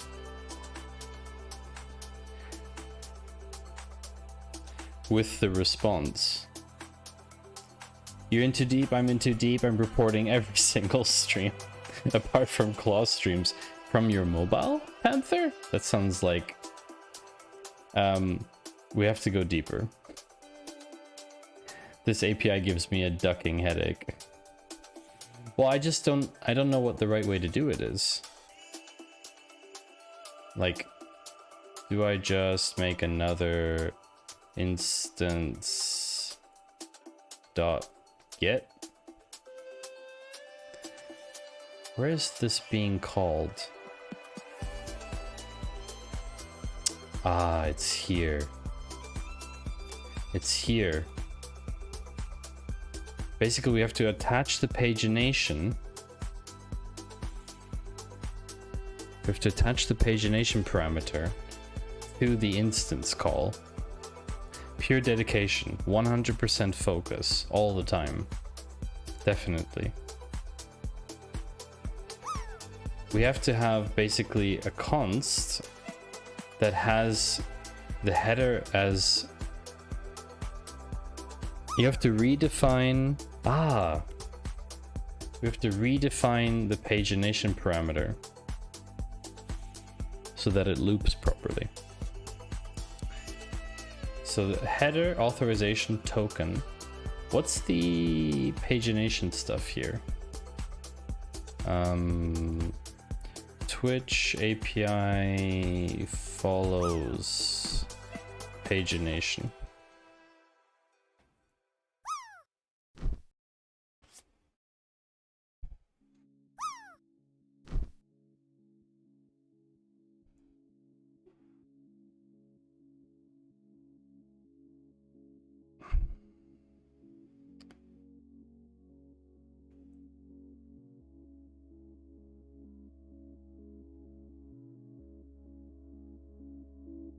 It's like 90,000 million lumens.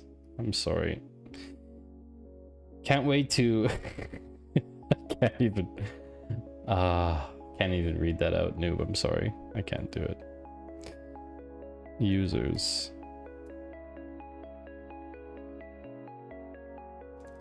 Okay, let's just do /users/follows.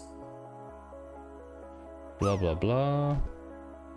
Response fields, pagination, cursor value, to be used in a subsequent request to specify the starting point for the next set of results. And how do I do that? As a cursor, is cursor a parameter?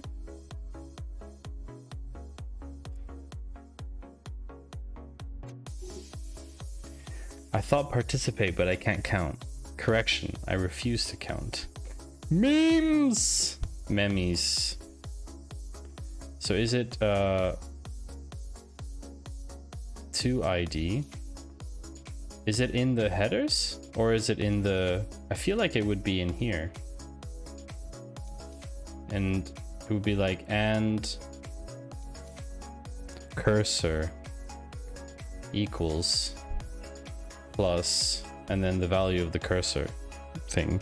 I don't know, cursor value. Cursor.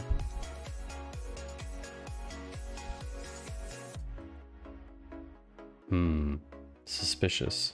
Query parameter after. Thank you. Broadcaster ID and cursor equals cursor value. Okay. So if we know that's gonna work, can I drop again or is it too early? Oh, it's too early. Okay, so cursor value. Pagination string. That's even longer. Cursor string. Wow, noob, that was a very bad drop. I think the doc said it should be after equals. Oh, it's called after. I thought it was called cursor. Thank you. Just what the doctor ordered. Thanks for the biddies, Panther. Wow. What a hype.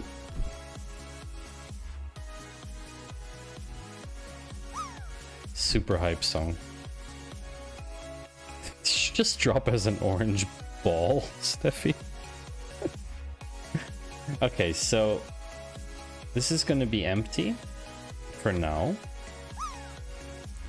What we're going to do is say do I have to define it first if I want to use it? So if I say the cursor string, do I have to declare it? Sorry, define. I don't know what just happened. I wasn't watching. Do I have to declare this before I use it down here? Or not? I'm really concerned about this. But let's try. I don't know if I have to declare it. Someone backseat, please. So, instance get will do this once. And then I want to do it again as long as the pagination value is not null. If you use const, you can't change the assignment. Correct. So if I do var, sorry, if I do var, what did I call it? I don't remember anymore. Cursor string. Cursor string.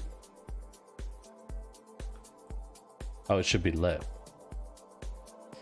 Right, the whole var let thing. I was reading this earlier. I didn't get through it yet. I was trying to read it and understand it. So if I have let cursor string is null for now, and then in each thing in the for loop I could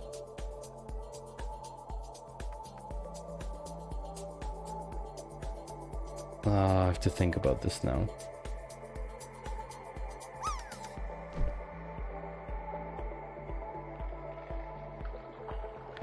Drop it, drop.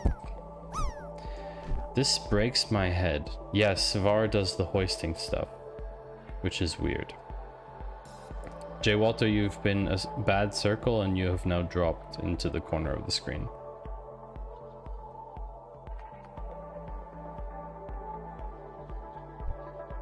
Bye-bye. Someone liked my circle drop. Yeah, that doesn't work here, Panther. We don't have random physics engines running. Definitely not. I'm very confused about this. At this point in time, in instance get, what is the value of the response?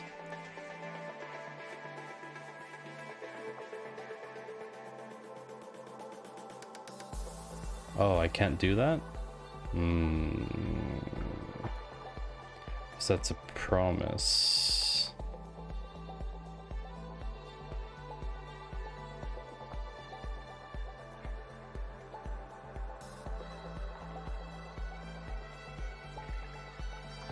Cursor string is not defined.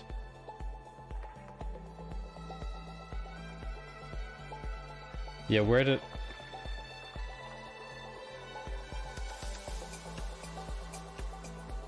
Oh.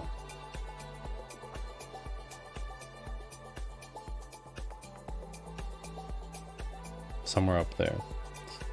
This game hates balls. Ah, okay. What happened here? Okay, so request failed with 400. Because?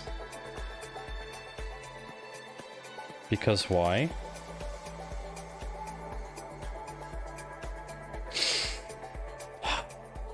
Why? Why did it fail? Ah, because it's undefined. I have to make it actually empty.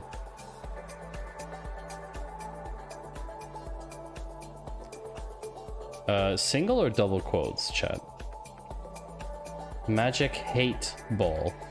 That's a very good pun, Panther. I'll give you that. That's a pretty good pun.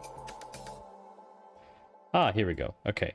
So this is what I get from my response, which is that it was fulfilled, essentially.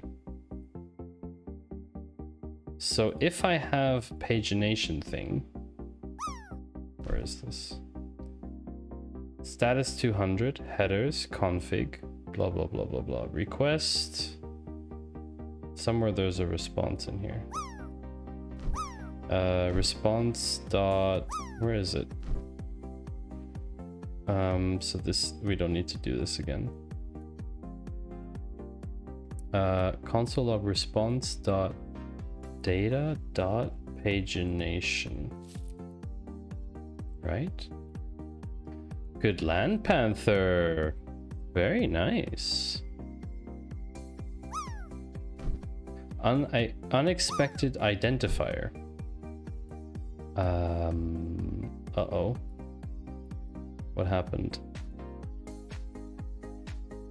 Uh-oh. What's wrong here? What did I do?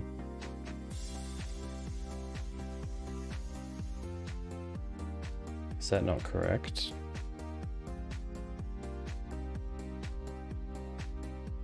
Uh-oh. Chad, I think I broke something.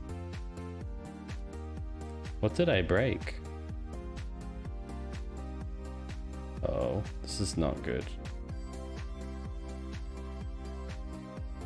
Hold on a second. Oh wait, this wasn't this was a curly, wasn't it? No, that can't be. It was a opening function. What? What's happening here? Okay, hold on a second. I broke something. Ball score. I broke something. Let's go through this for a second. This is here. This has to be... Yeah, shouldn't it be like this? Why is that not resolving?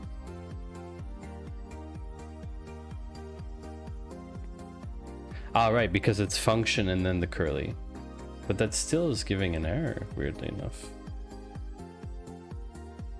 Very strange. Does there have to be a space? Line 43, write follower data. Oh, that's where it's missing. Here? Is that so?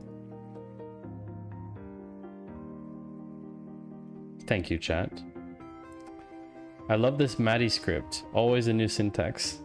Steffi just mashed the keyboard. Yeah, that was... I mean, I knew what you meant, Steffi, so it's okay.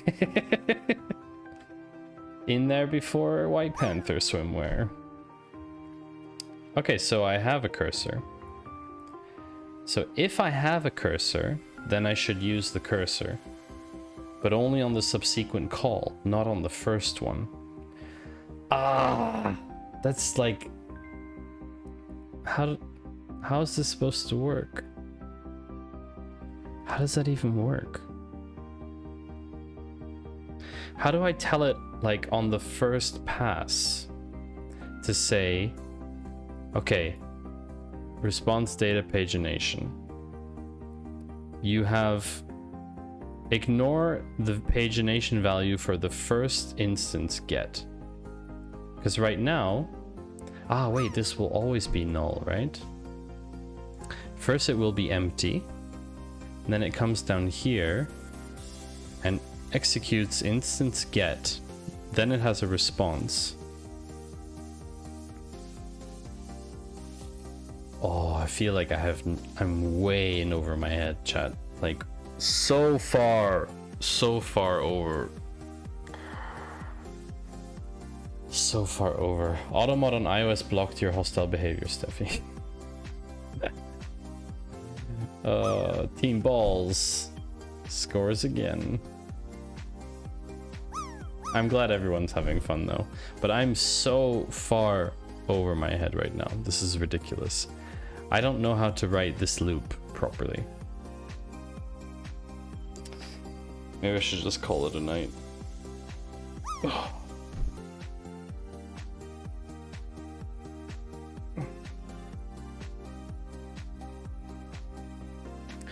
The first time it executes, it's gonna have that.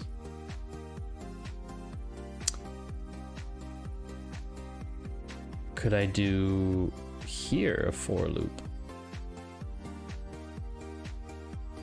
And then end the pool at the end. It is a night, calling it a night. Oh, Panther. Oh. We call it a morning, grab some coffee, and do 7 hours work. A while loop may feel more natural in this case. I'm not even concerned about that yet, Jay Walter. What's just doing my head in is this whole response promise thing, which I'm not really familiar with.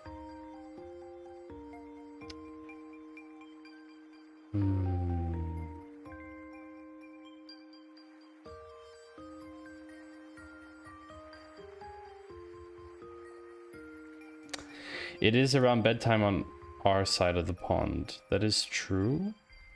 That is true. 20 plus 11.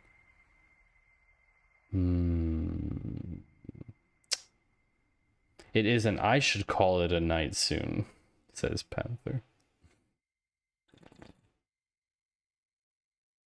If you have 13 people coming to visit your house, do they know you're going to be there? Do they expect the house to be empty?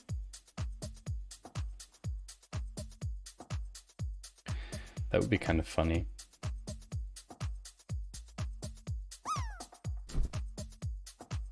Maybe we could turn on disco lights for the end. How about that?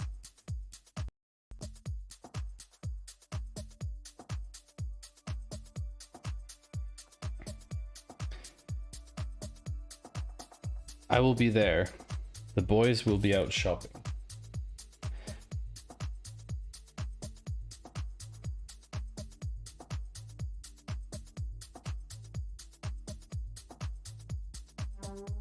Thanks for the Cool Gang redemption, Ian.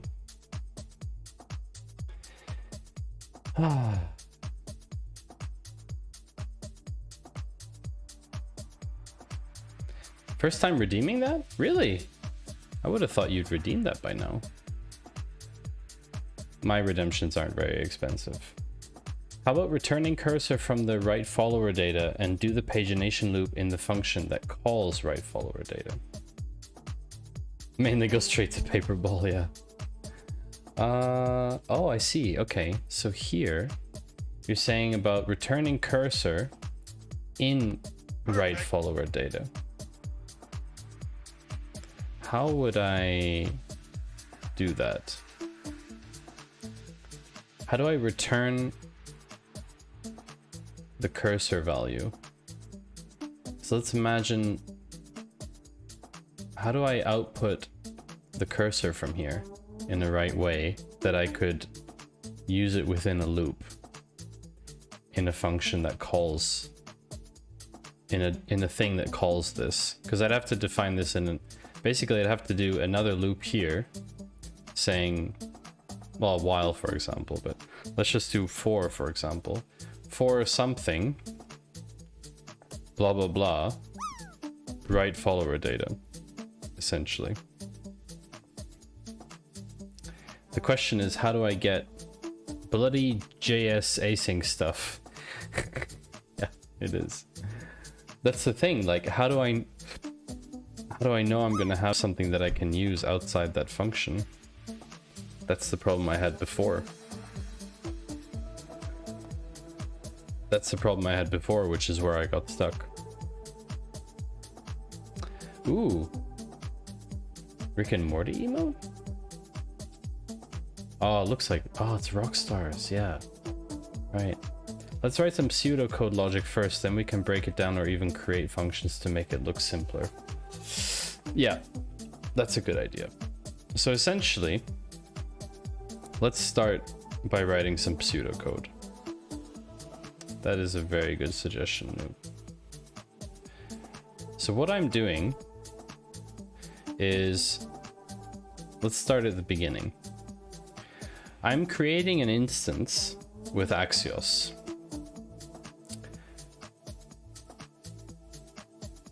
This is other stuff, okay? So we create Axios instance to get, this is like the, oh Ian, yeah, dog walkies. Have a very good dog walkie time. If you get back and I'm still here, that's great. Ali, nice land. Good one. So we create an Axios instance to retrieve follow data from API. Then we have a function that calls the Axios instance, aka, sorry, it does a get.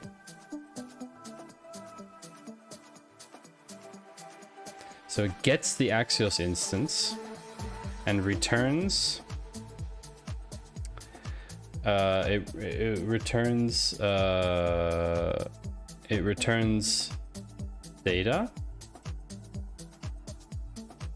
which is written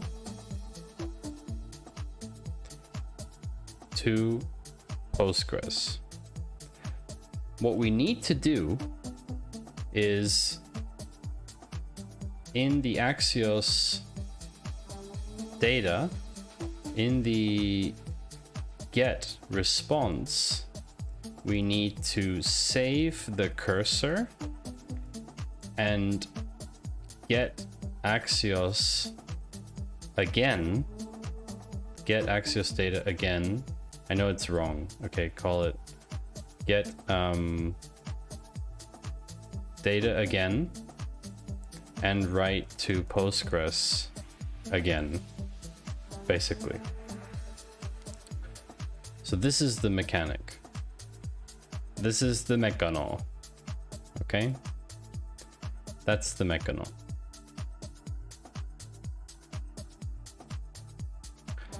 That is literally the... That's the idea.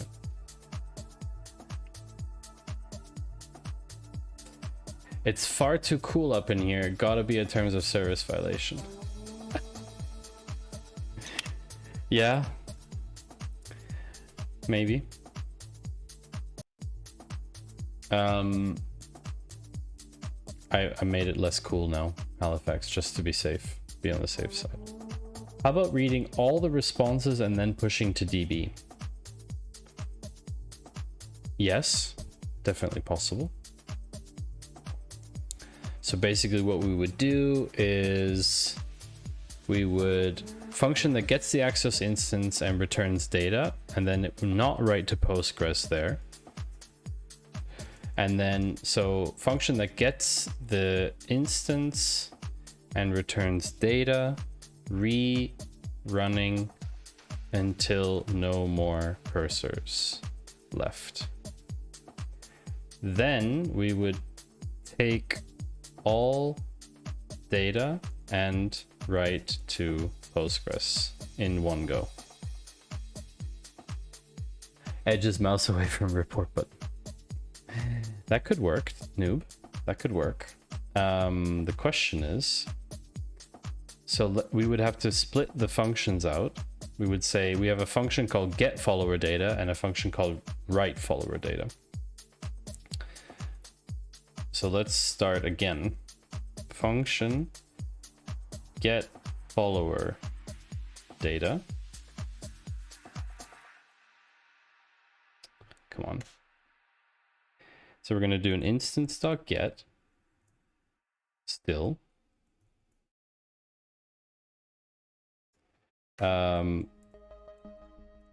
Response.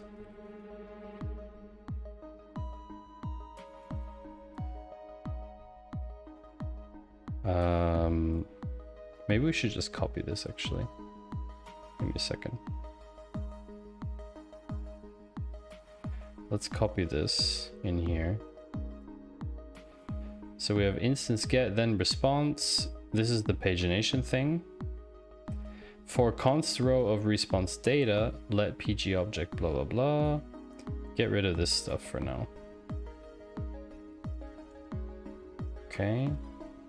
So now we have our for loop, which creates the object data. So good. Now we, as in you, can create a method first to get all the data. Perfect. Once it works, we're gonna escape the then hell. Yeah, okay. Yeah, so me. Okay, so I have a get follower data function, instance.get, then response console log. Okay, we don't need that necessarily right now. So for each row of data, we're gonna let pg object get data.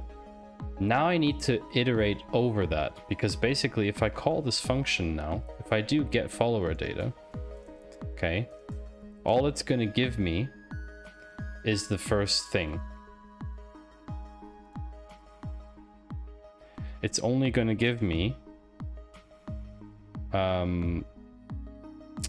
me a second here. I don't want to execute this function yet. It'll give you nothing. Well, oh, why is it undefined? That's fun. Oh, I did the wrong way around.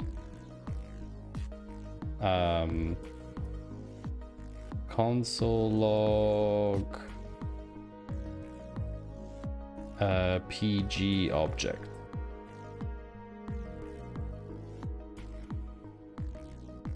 There we go. So we have 20 rows here, or 10. I don't remember. I think it's 20. This is what we got now. Now, how do we loop? How do we loop this thing? I actually like your idea, noob, of splitting them. So basically getting the data in one function and then writing it in another. How do we now loop with this thing? That's the real question. Let me just get this instance over here. Hold on a second.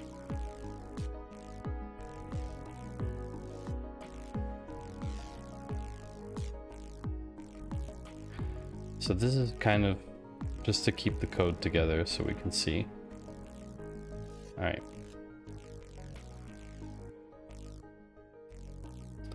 Noob, don't leave me now. I'm so lost. I won't be able to get back here on my own. Maybe create a new instance per cursor and you have a get. Well, how would I do that? How can I create a new instance per cursor? Is that possible? So I have basically instance.get. The cursor string is here. What if I have... So I have the instance already and I can reuse it every time. I just have to pass the new cursor string each time, because it'll be in a loop. So it'll be like instance.get. The first time it runs through, it gets the pagination thing. Check the docs of Axios. Passing query parameters in as an options object to the get call. Oh. That looks fun.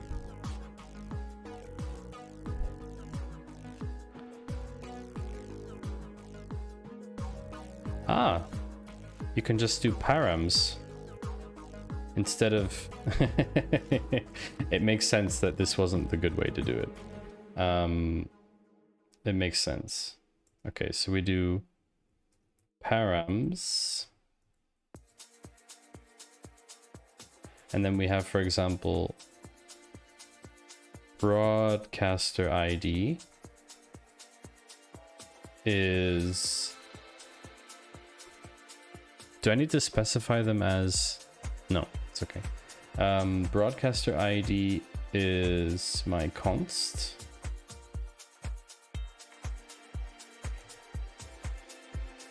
Okay. Wonder if that's gonna work.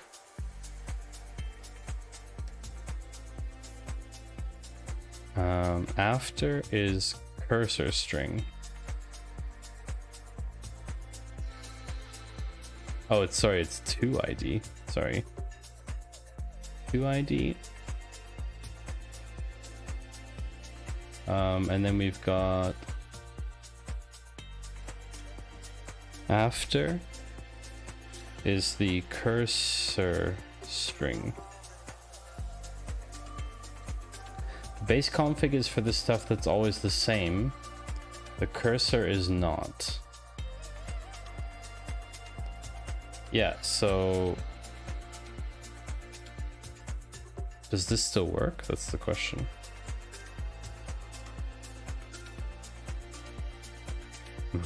Okay. Good, so that works. Wonderful. The cursor string, at the time that it runs the first time, is empty. So on line 40, the after should be removed. Okay, and where would I put it then?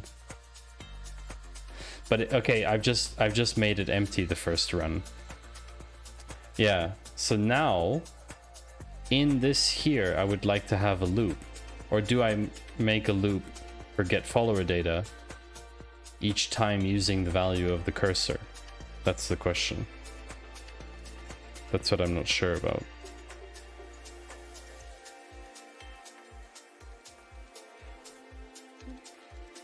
In the loop, you need to pass a new options object to the instance get call.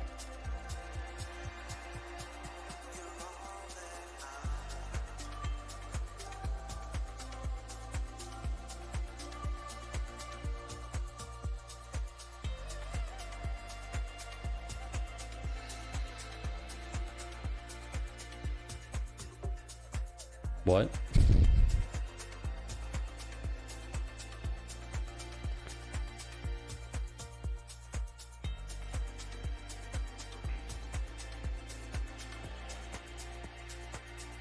In the loop, you need to pass a new options object. The options are merged with the base options, so you should only need to specify after cursor. Is that here? In instance get?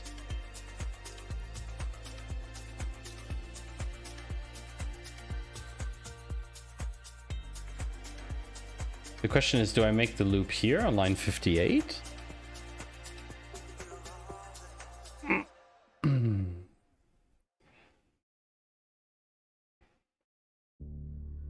And after old cursor. All inside the function in here. Okay, so if I do instance.get and then I pass, so I do and after like this, that seems kind of crazy, no?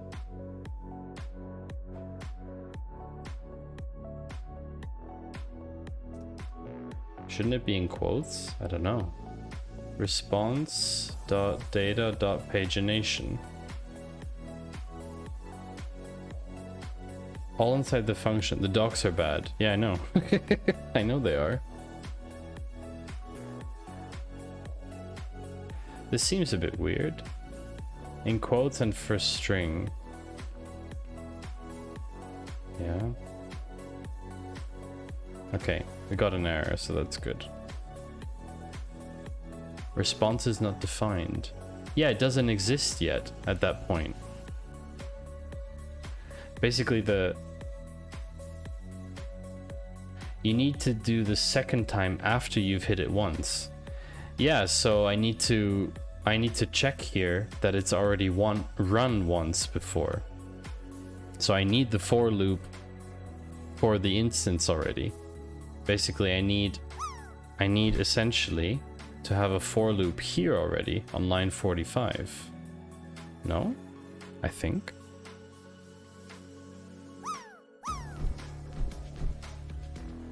Ooh, Jay Walter, the power of the circle.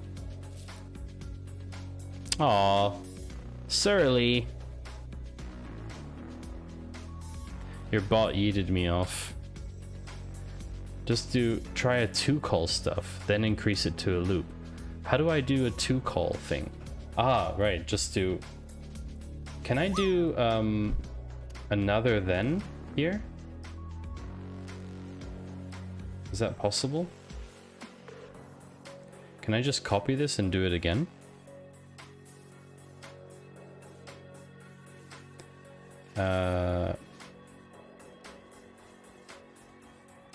I need to do another instance get, so I just put 2 of them.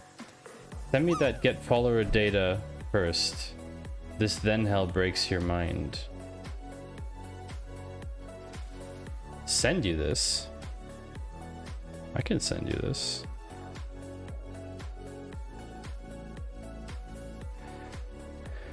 Paste bin. Syntax highlighting. JavaScript, although I'm not even sure it's real JavaScript. Go away. Okay. Create.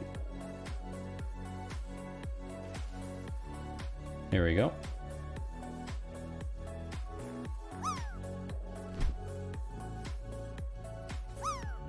Alright, so. Fine, so now I just do this again. Just do another instance get.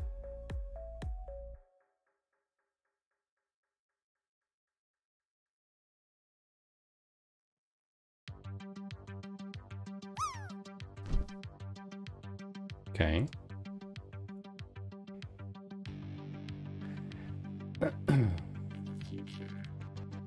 This time the instance get should be with and after equals plus response.data.pagination. But will it know it? I feel like it won't know it. That's the thing. I feel like it's not gonna know it.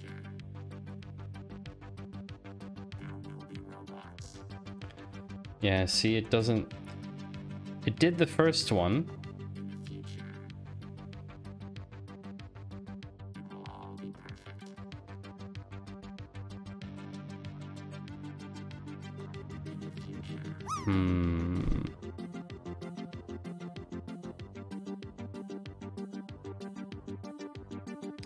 We have to save it in between. We have to write it.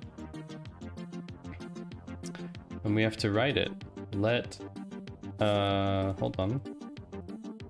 We have to write it here. We have to write it here, I guess. Let cursor key equal this. Okay. With the cursor key.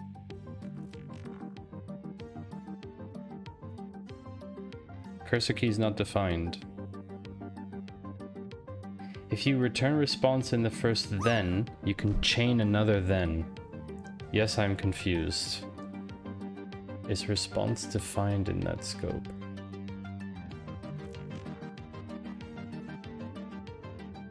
What did you write here, noob? I'm trying to chain them. That's what I'm trying to do. I think noob was trying to explain this. Async is your friend. Async function get follower data. Const first result equals await instance get. For const row first result data data let pg object follow data row console log pg object. Ah. So what you're saying is, hold on a second.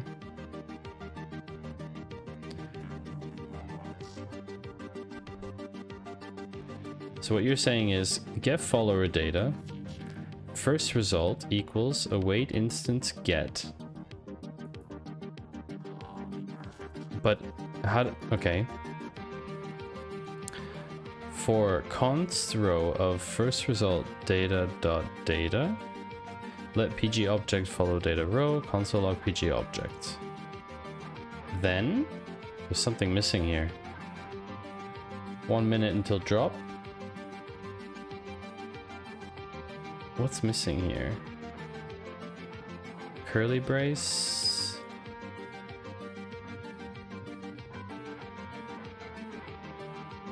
Is there a bracket too many in there? I think there was a bracket too many. Is that right, noob? Steffi, what happened to your circle? Okay, so then const second result is await instance get, the try with the cursor something. Right. But don't I have to pass the value of the cursor from here? I mean, maybe. And await equals, it's going to be first result dot pagination. Ooh, that actually looks pretty good. That actually looks pretty good. Not gonna lie. Okay, hold on a second. There's some weird stuff happening here. What's this from?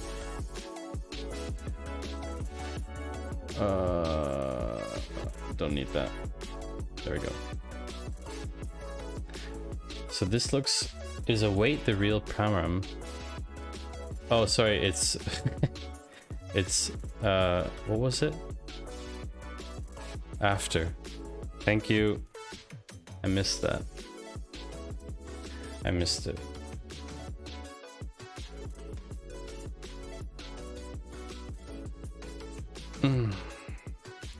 Jeff's hat stand. I missed my own drop. How sad. Add a prefix to each console log to see which answers from where. Absolutely. Absolutely. I shall be doing that. So we're gonna do console log. We're gonna do first. All right, I normally do it this way. I'm just gonna do console log. Come on, man. First. And then I'm gonna do one here.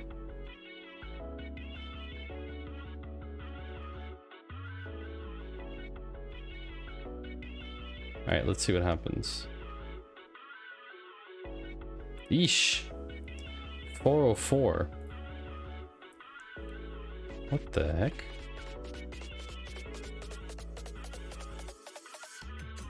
Promise rejection. I don't even know what this means. Cursor keys not defined. What? Where did I put that?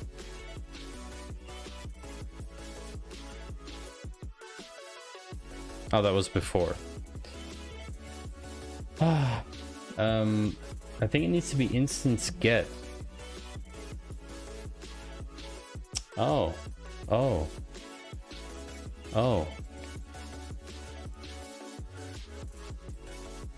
But like with quotes, it's a bit strange, no?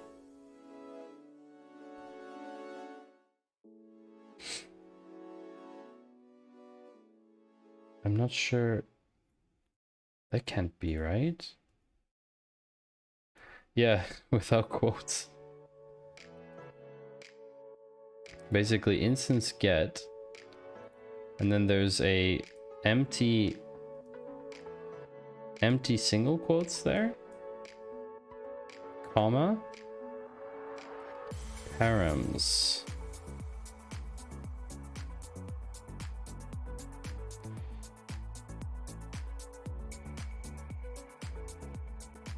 After, and then this is going to be first result dot pagination. Let's try that. The docs are terrible for Axios. You're right, noob. It's like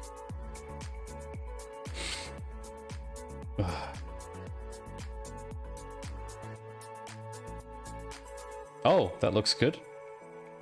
Yep. Okay. Let's check if the data is different. All right.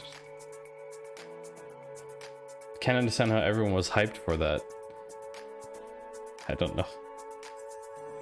I also don't know. Also, I feel like my code formatting is really off. There we go. Okay, here comes the real test.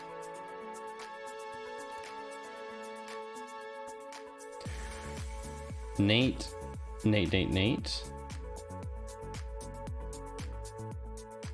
Oh. This looks very promising.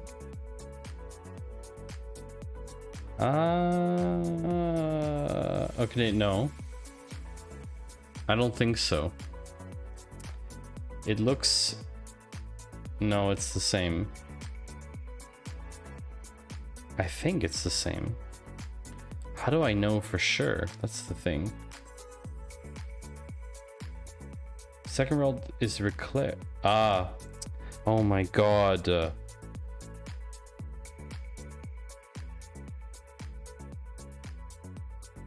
I was getting the row of first result. Ah.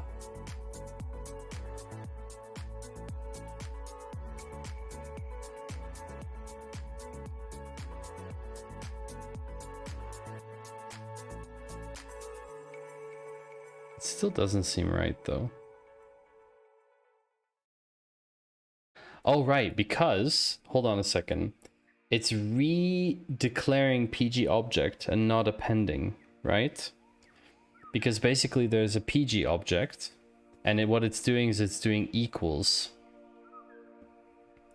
What it should be doing is actually just inserting more values into PG object. That's the problem. That is the issue. Okay, so what would be the best way to do that? We need to create one object that gets appended. Okay. I don't remember how to do this. We're just logging each row, so PG object needs to be an array.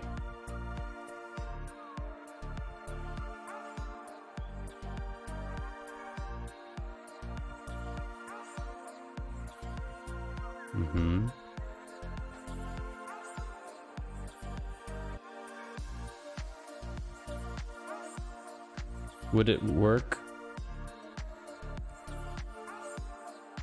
It does not need to be an array.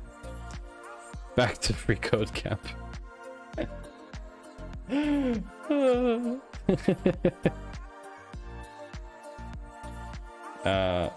does not need to be an array. No, but I just want to append everything to the object.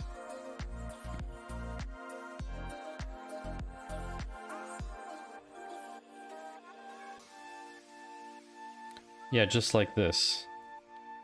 So if I have an object which is called PG object, maybe I should create the first object outside of the framework.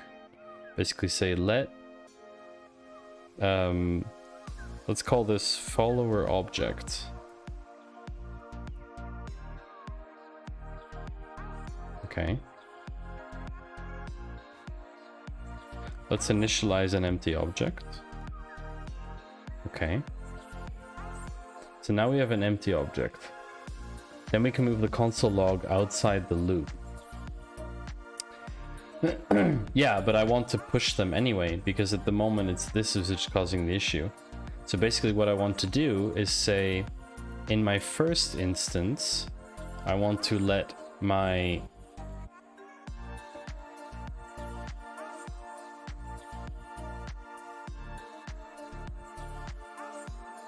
this seems weird.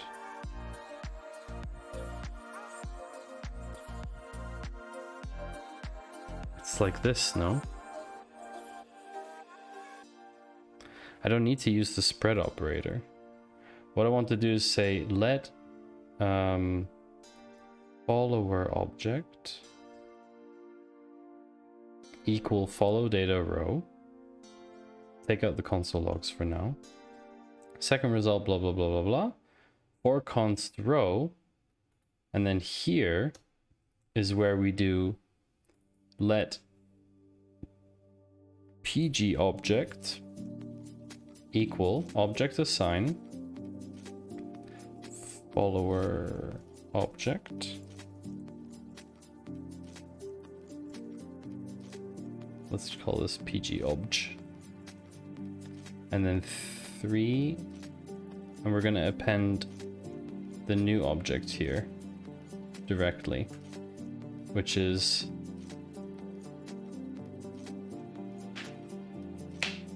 this.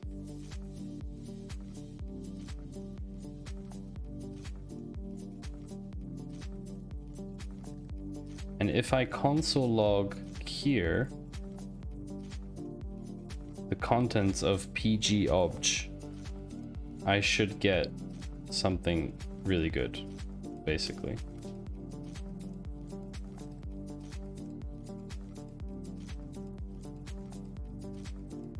Let's call it follower array, then you can just use push to append. Yeah, the reason I don't want it to be an array is because I already, as an object, it already pushes it into Postgres nicely with my object values. That assignment already works. That's why I kind of don't want to do it as an array, because I'm not sure that will work. Well, let's see what happens. PG obj is not defined.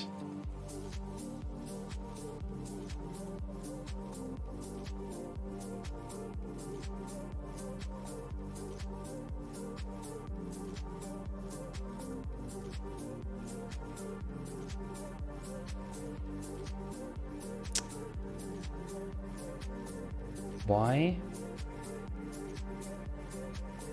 There's something weird here. 59, use it outside the scope. Ah. Right.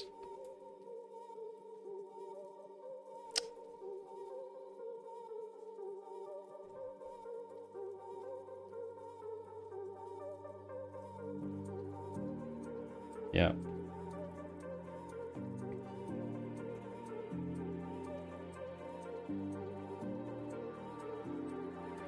So we've got Nate.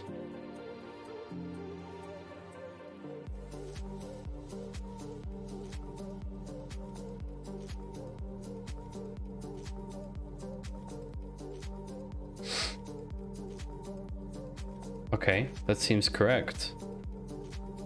That seems correct. The question is, will it work a third time? It's defined inside the block on 56. Taking my daughter to dance class. Have a great rest of your stream. Thank you, Halifax. I hope your daughter has a nice time at dance class. That sounds like a lot of fun. I don't dance, but it sounds like fun. Good job, Halifax. Good job. Okay, so we could do this third time. Const third result equals blah blah blah, and this will be the second result one, and this time the for loop should work like this. For third result data, let pg object equal object assign pg object again, basically assigning the object onto itself. Console log pg object. So now the last one should not be Nate. It should be someone else. Oh, okay.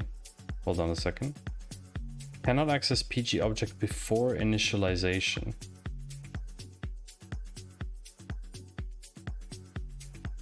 Ooh, what now?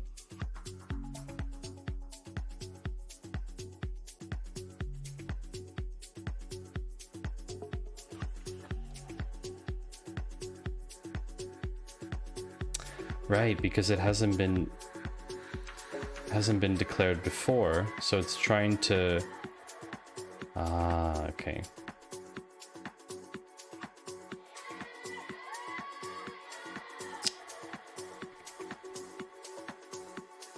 That's a bit weird.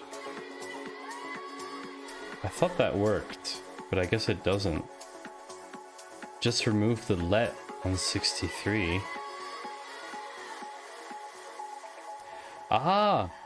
Because I was redefining it, and I didn't need to. I think you're right about that, actually. I think you're right about that.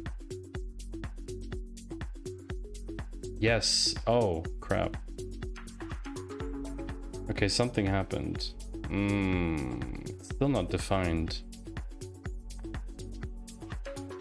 Stupid hoisting. Honestly, this, like...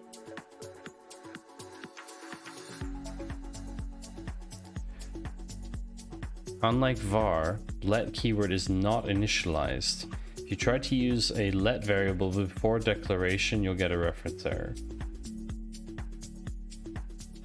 What let in a scope stays in the scope. But right now, okay, so right now, PG object is in this for loop, not outside it, right? How do we take this data here and make it available outside this for loop? What's the correct way to do that? I don't need, I need something that's not block scoped.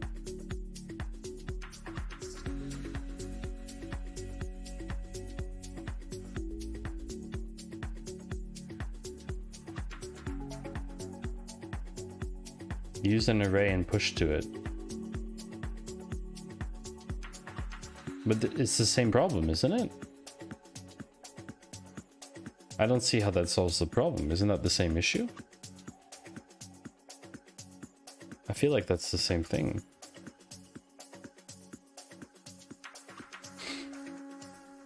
Like, even if you define an array here, you know, let my r. Okay, even if I define an empty array here, it won't know what my r is here.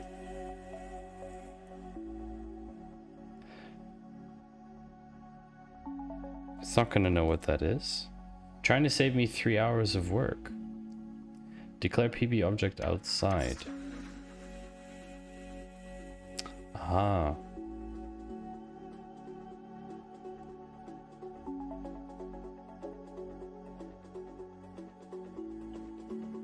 But it's going to be empty.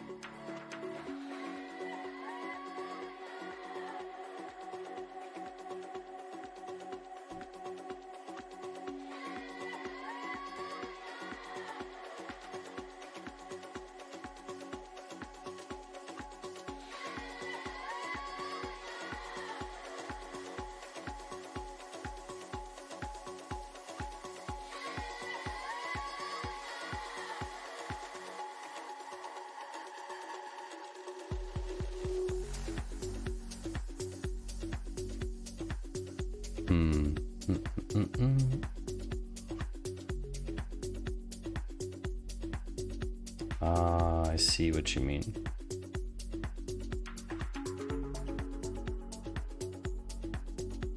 Then you might as well do it with the same object. I don't need two for it. Follower object is empty. Follower object equals that. This equals follower object. This equals follower object. Follower object. Console log follower object. Check this out. Now what?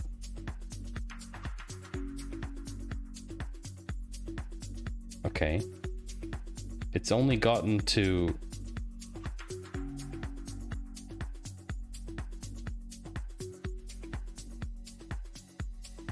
That didn't work somehow.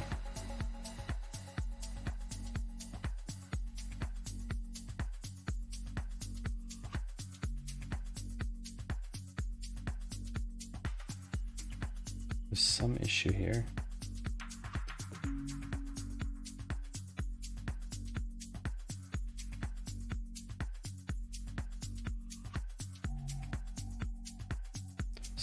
Some weird formatting happening.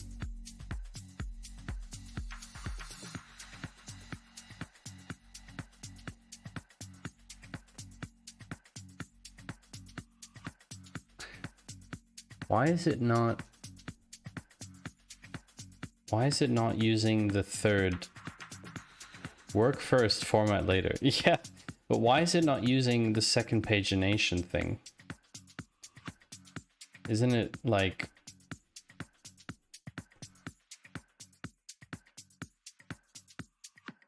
That should work that way. It should be appending the previous object to itself. Okay.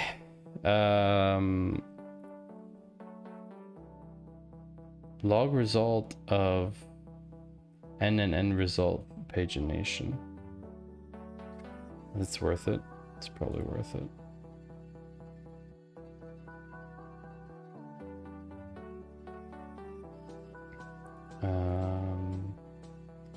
Console log.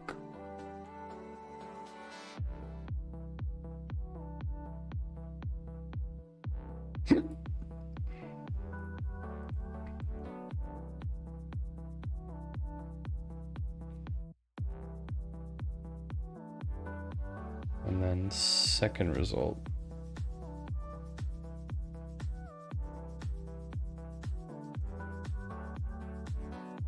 Okay, let's see what happens now. Ah, they're undefined. That's the issue. So what is first result? I think we need to look at that. Ah, it's first result dot data dot pagination. That's the problem. It's just a syntax thing.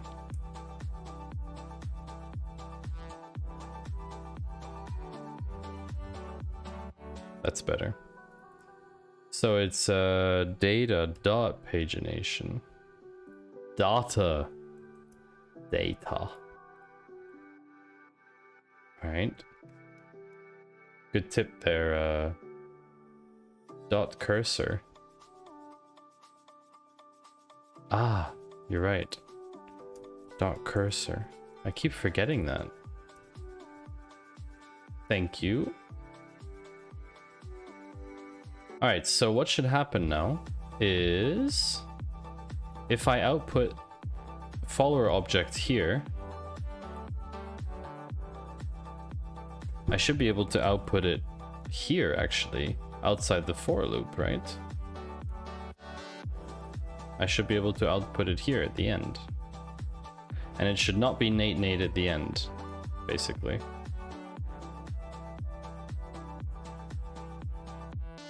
Okay.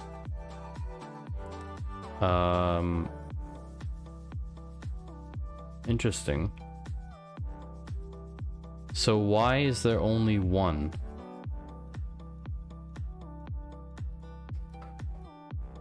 Okay, noob, I will do the array.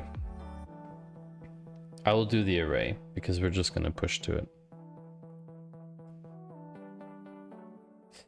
Append is only an override.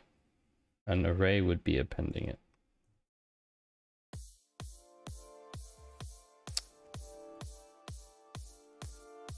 I'm gonna make an array because all objects have the same property names, they only override. Oh.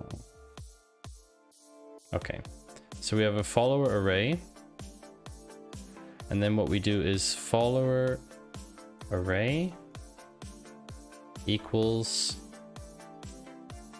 follow row dot push, like this, right? Is that right? How do we do it? I forget.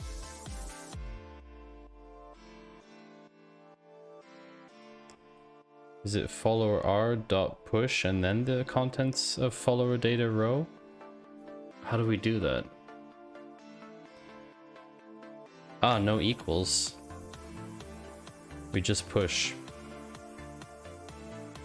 Follower r dot push with the object follow data. Basically. Push it! Push it real good. Okay. And so we just do that 3 times, basically.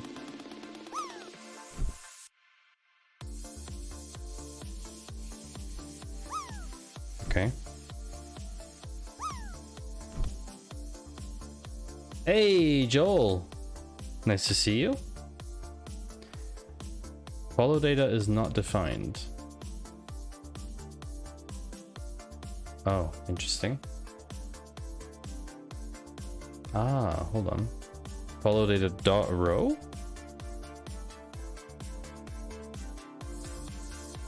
Dot row? Or is it just row?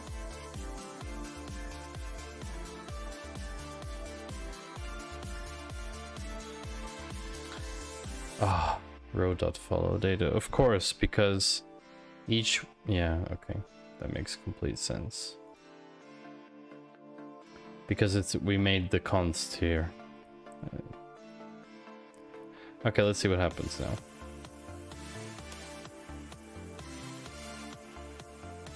Everything is undefined.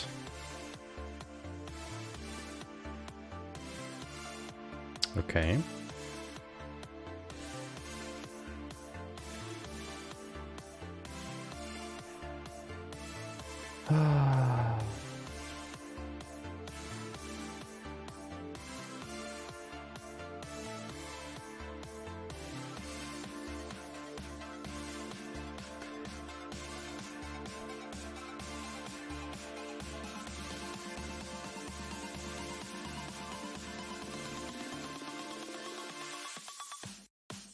It's correct.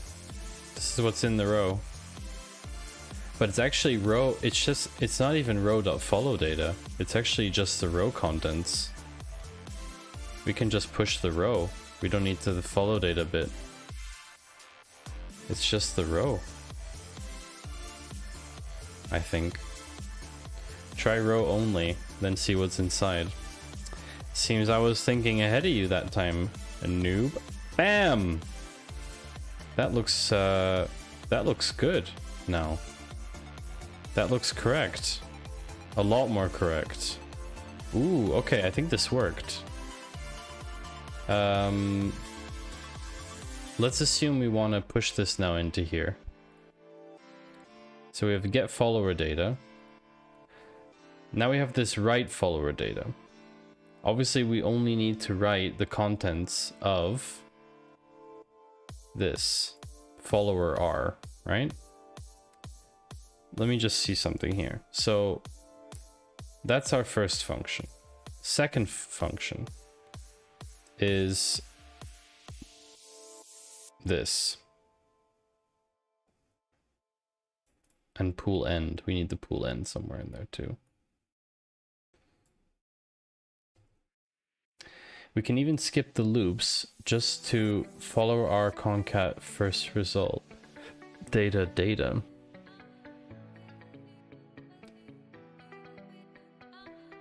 How do you... What do you mean, J. Walter? You mean, yeah, we don't need a for loop here anymore. Because all the rows are already one array. But, we have to put this end in here. It's gonna be here.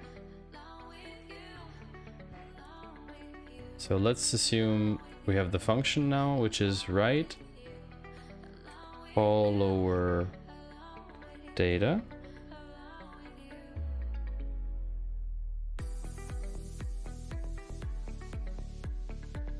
Async function. Does it need to be async? Does it really matter? I don't know if it really matters. So then there's write followers equals insert into user followers. Concat adds two arrays together without looping.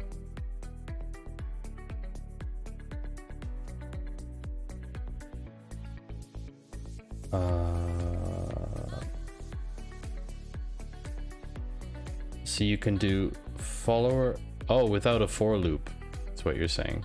Okay, I'll take those out afterwards. I'll leave those for now. So now I have this follower R, but it's only usable within here, right? It's not defined outside that function yet. So if I have the function that get follower data, and then I define another function called write follower data, and this is supposed to take what's this? What's it called? We need to call it follower array, let's say.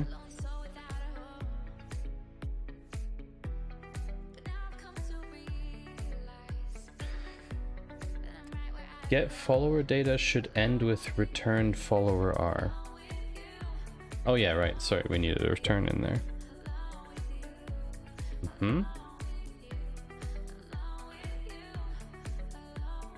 So when I call this function, I get follower R. Right. So here's my write follower data. I'm gonna yeet this. I should probably have a... I should probably build a catch in afterwards. For now, we don't need it. Okay, so then I have another async function called write follower data. But here's the thing. So if I do now, if I execute these and I pass the follower R as the array, the query only works per item, not on the full array.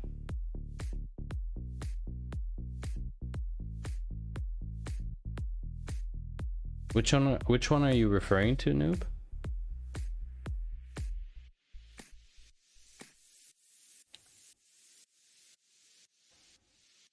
I don't know what's gonna happen. I just want to execute this just to see what happens. I don't think it's gonna work, but I'm just curious what happens.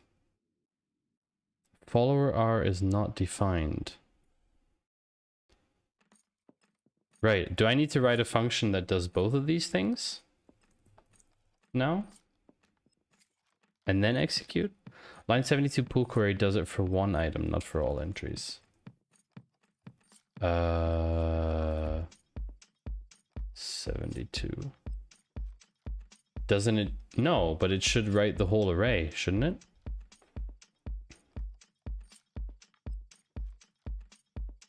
I don't know, somehow. Don't like this song. So if I have like, I don't know, async function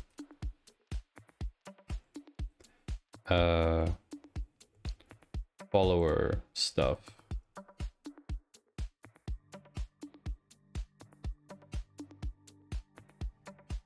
Okay. I don't know, like, is this correct? Does that even make sense? This doesn't seem so... What it should is only define what you write in that function. Currently, it only does it for one item, unless the Postgres library can use an array. Well, that's what I assume that it can. That's my assumption. Oh, what happened there? Interesting. Reference error. Follower R is not defined. Okay. There was a console log here somewhere, though.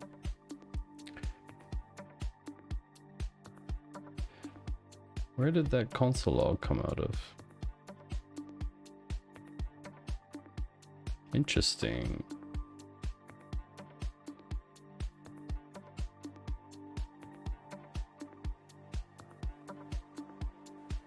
I feel like this is not correct.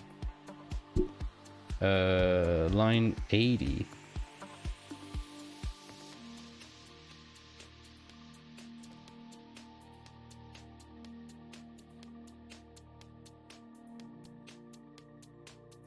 Const follower R, ah, right.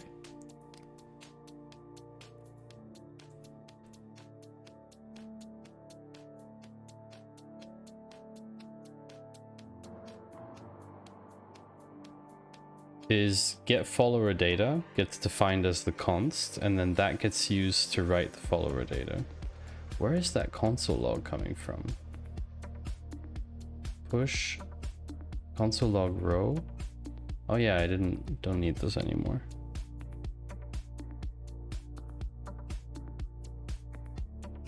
Okay. So let me see what's in follower R. Console log follower R. You still need to use async await since the first function is async. How do I do that properly?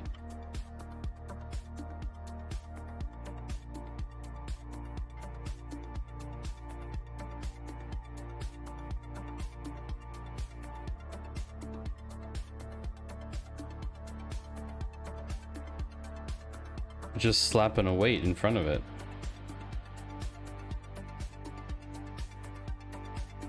Like this. Basically. That's it, right? Just to ensure that that stuff is finished before it continues, right? Yeah. Same way you did it in the first function. Now comes the fun part.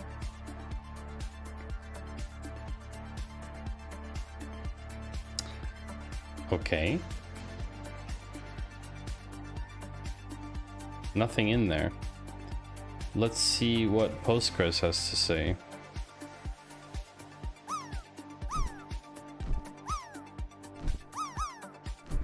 Okay. Postgres says, error, bind message supplies 60 parameters, but prepared statement requires 7. Okay.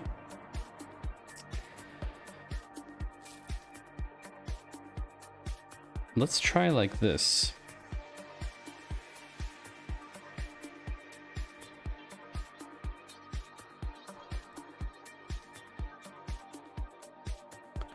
I think it can handle an array.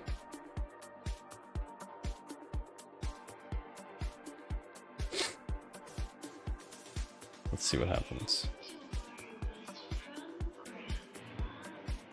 Okay, now it says syntax error. Ah, so that was, yeah, it can only handle one item per query.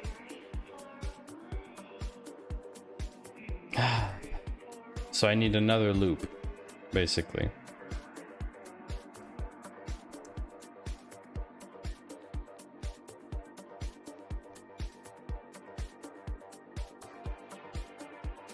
So basically here, for blah, we do a loop and we put the pool query in it, right? And then we slap this on the end.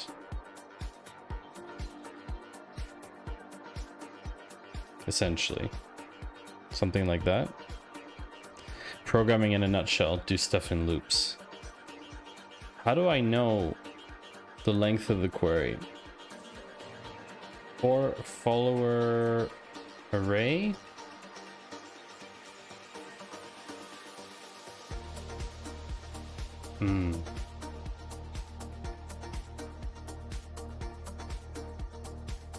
Follower?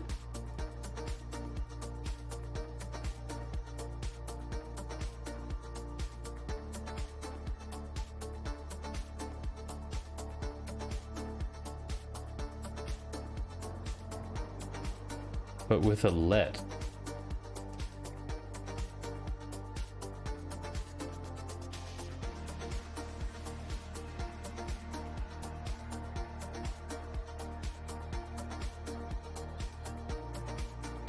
Yeah, I have to define each row.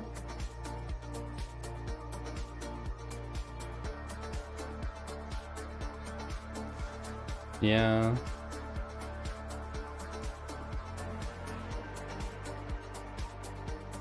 I wonder if that works.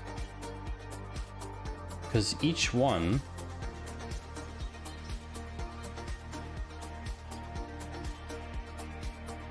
blah blah let blah blah blah of follower array. And then write each follower in.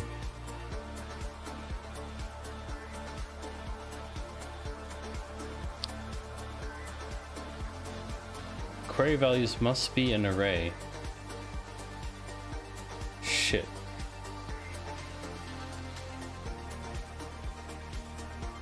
Looks golden.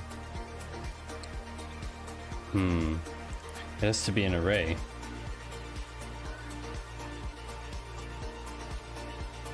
Object values like last time. Ah.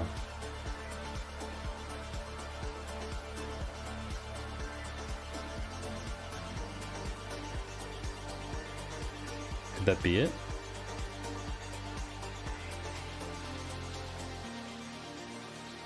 Oh shit. But that's only 10. Ah. Why are they not all there?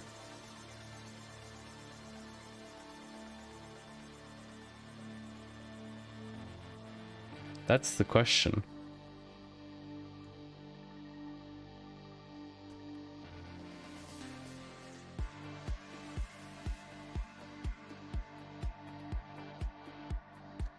That is a little bit of a mystery to me.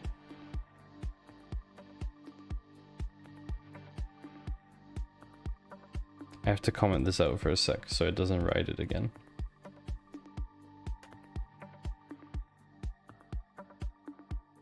Because look, it's the whole array is there. Now you can console log out everything in the first function to debug. Yeah, exactly. So here I have swag kitty. Why did it stop? There's no reason for it to have stopped.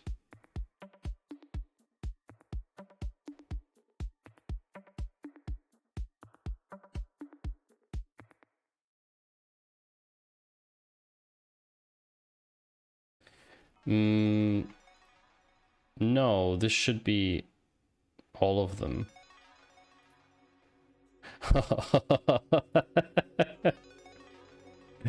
No. Page size 100.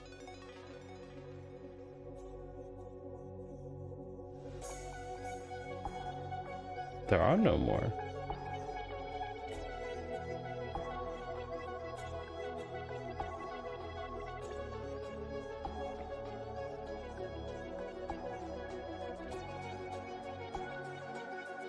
There's only 10.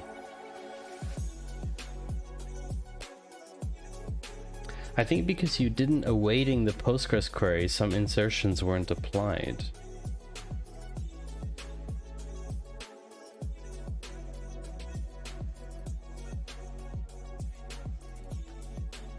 Where would I do the await here though? Where do I have to do that?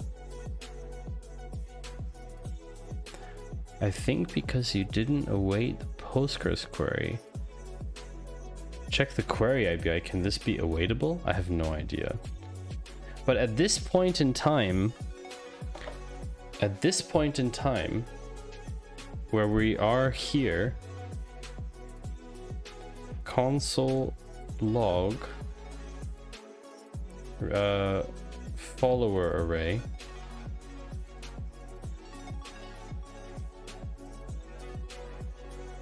Oh, hold on. I wanted to not do this part.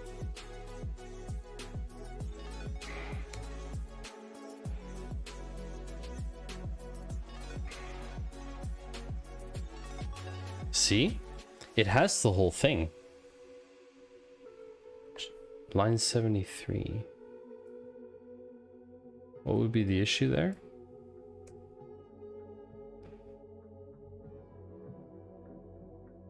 Check the query API. Can this be awaitable? Maybe even add a length to the console.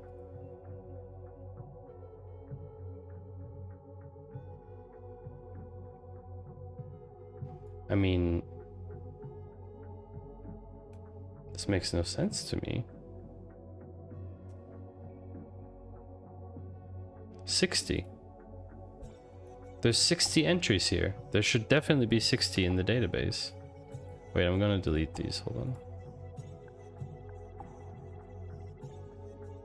Okay. There's nothing in the database. It's much easier to just run this. Okay, here we go. Okay. Swag kitty. There's only 10. I thought the await should be there, but now I see there's a callback param to the query function and I'm confused. We need to check the Postgres query API docs if it can be awaited. Oh, you're saying that this... Oh, this is executing too fast, so it's only getting the first result. Now I see your point. Hey Ian, welcome back. How were the dog walkies? Were they successful? Here we go. We want to do PG npm await. Pool query is executing too fast. Yeah, this bit here. Okay. Node Postgres.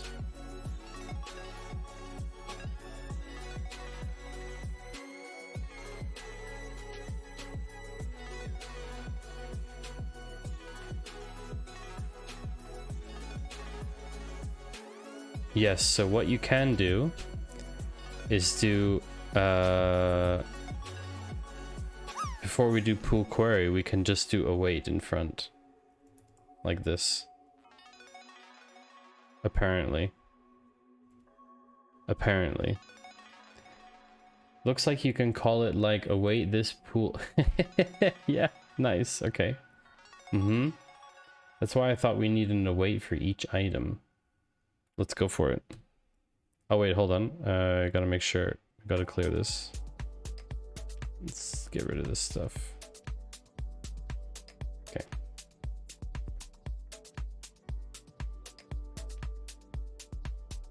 Here we go. Nope, only 10. Interesting.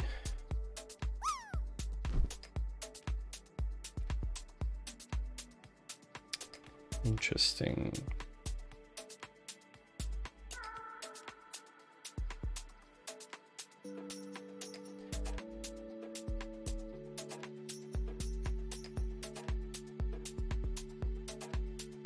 What lambda thingy?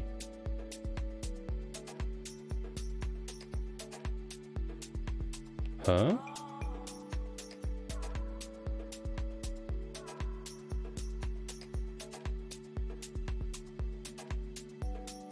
Aha, yeah.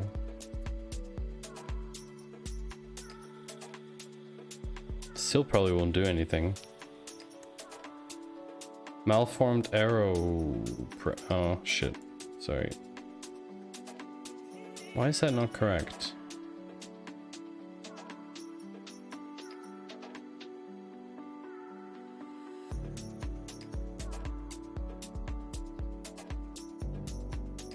I think you need to.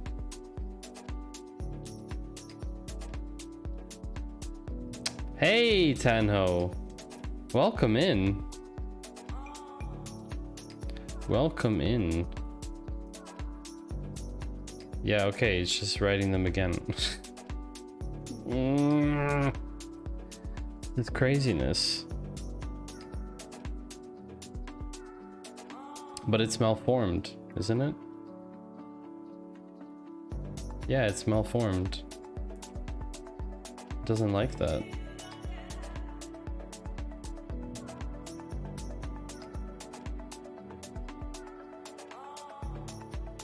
It doesn't like this. That doesn't work.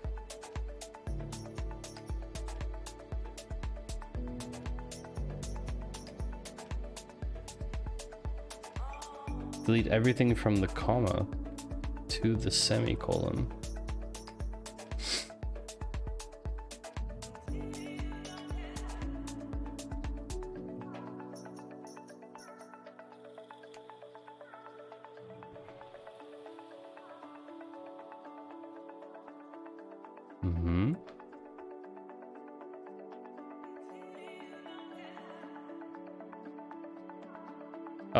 Oh. Gosh darn it. I think that did the trick. Let's run that again.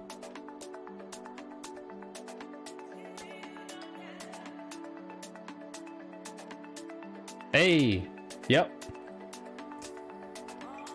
That was it. We got the data. Oof. Crazy.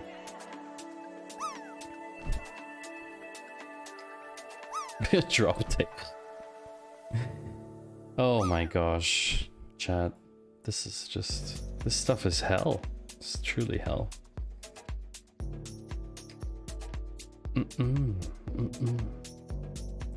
But we still didn't manage. Okay, so we still have an issue where how are we gonna handle the pagination? How are we going to handle this shitty cursor thing? Because we need to pass it in a loop every time, redefine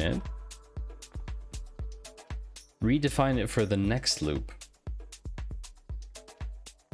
That's your homework after free code camp. Oh, I'd rather just write the code.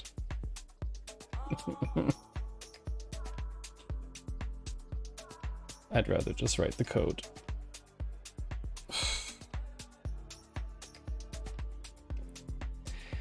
Well, you start with it undefined and then in the loop, you just keep defining it. Is that right? Thanks for the good vibes, Ian. I appreciate it. But I'm gonna leave that for Monday. Most definitely. Oh.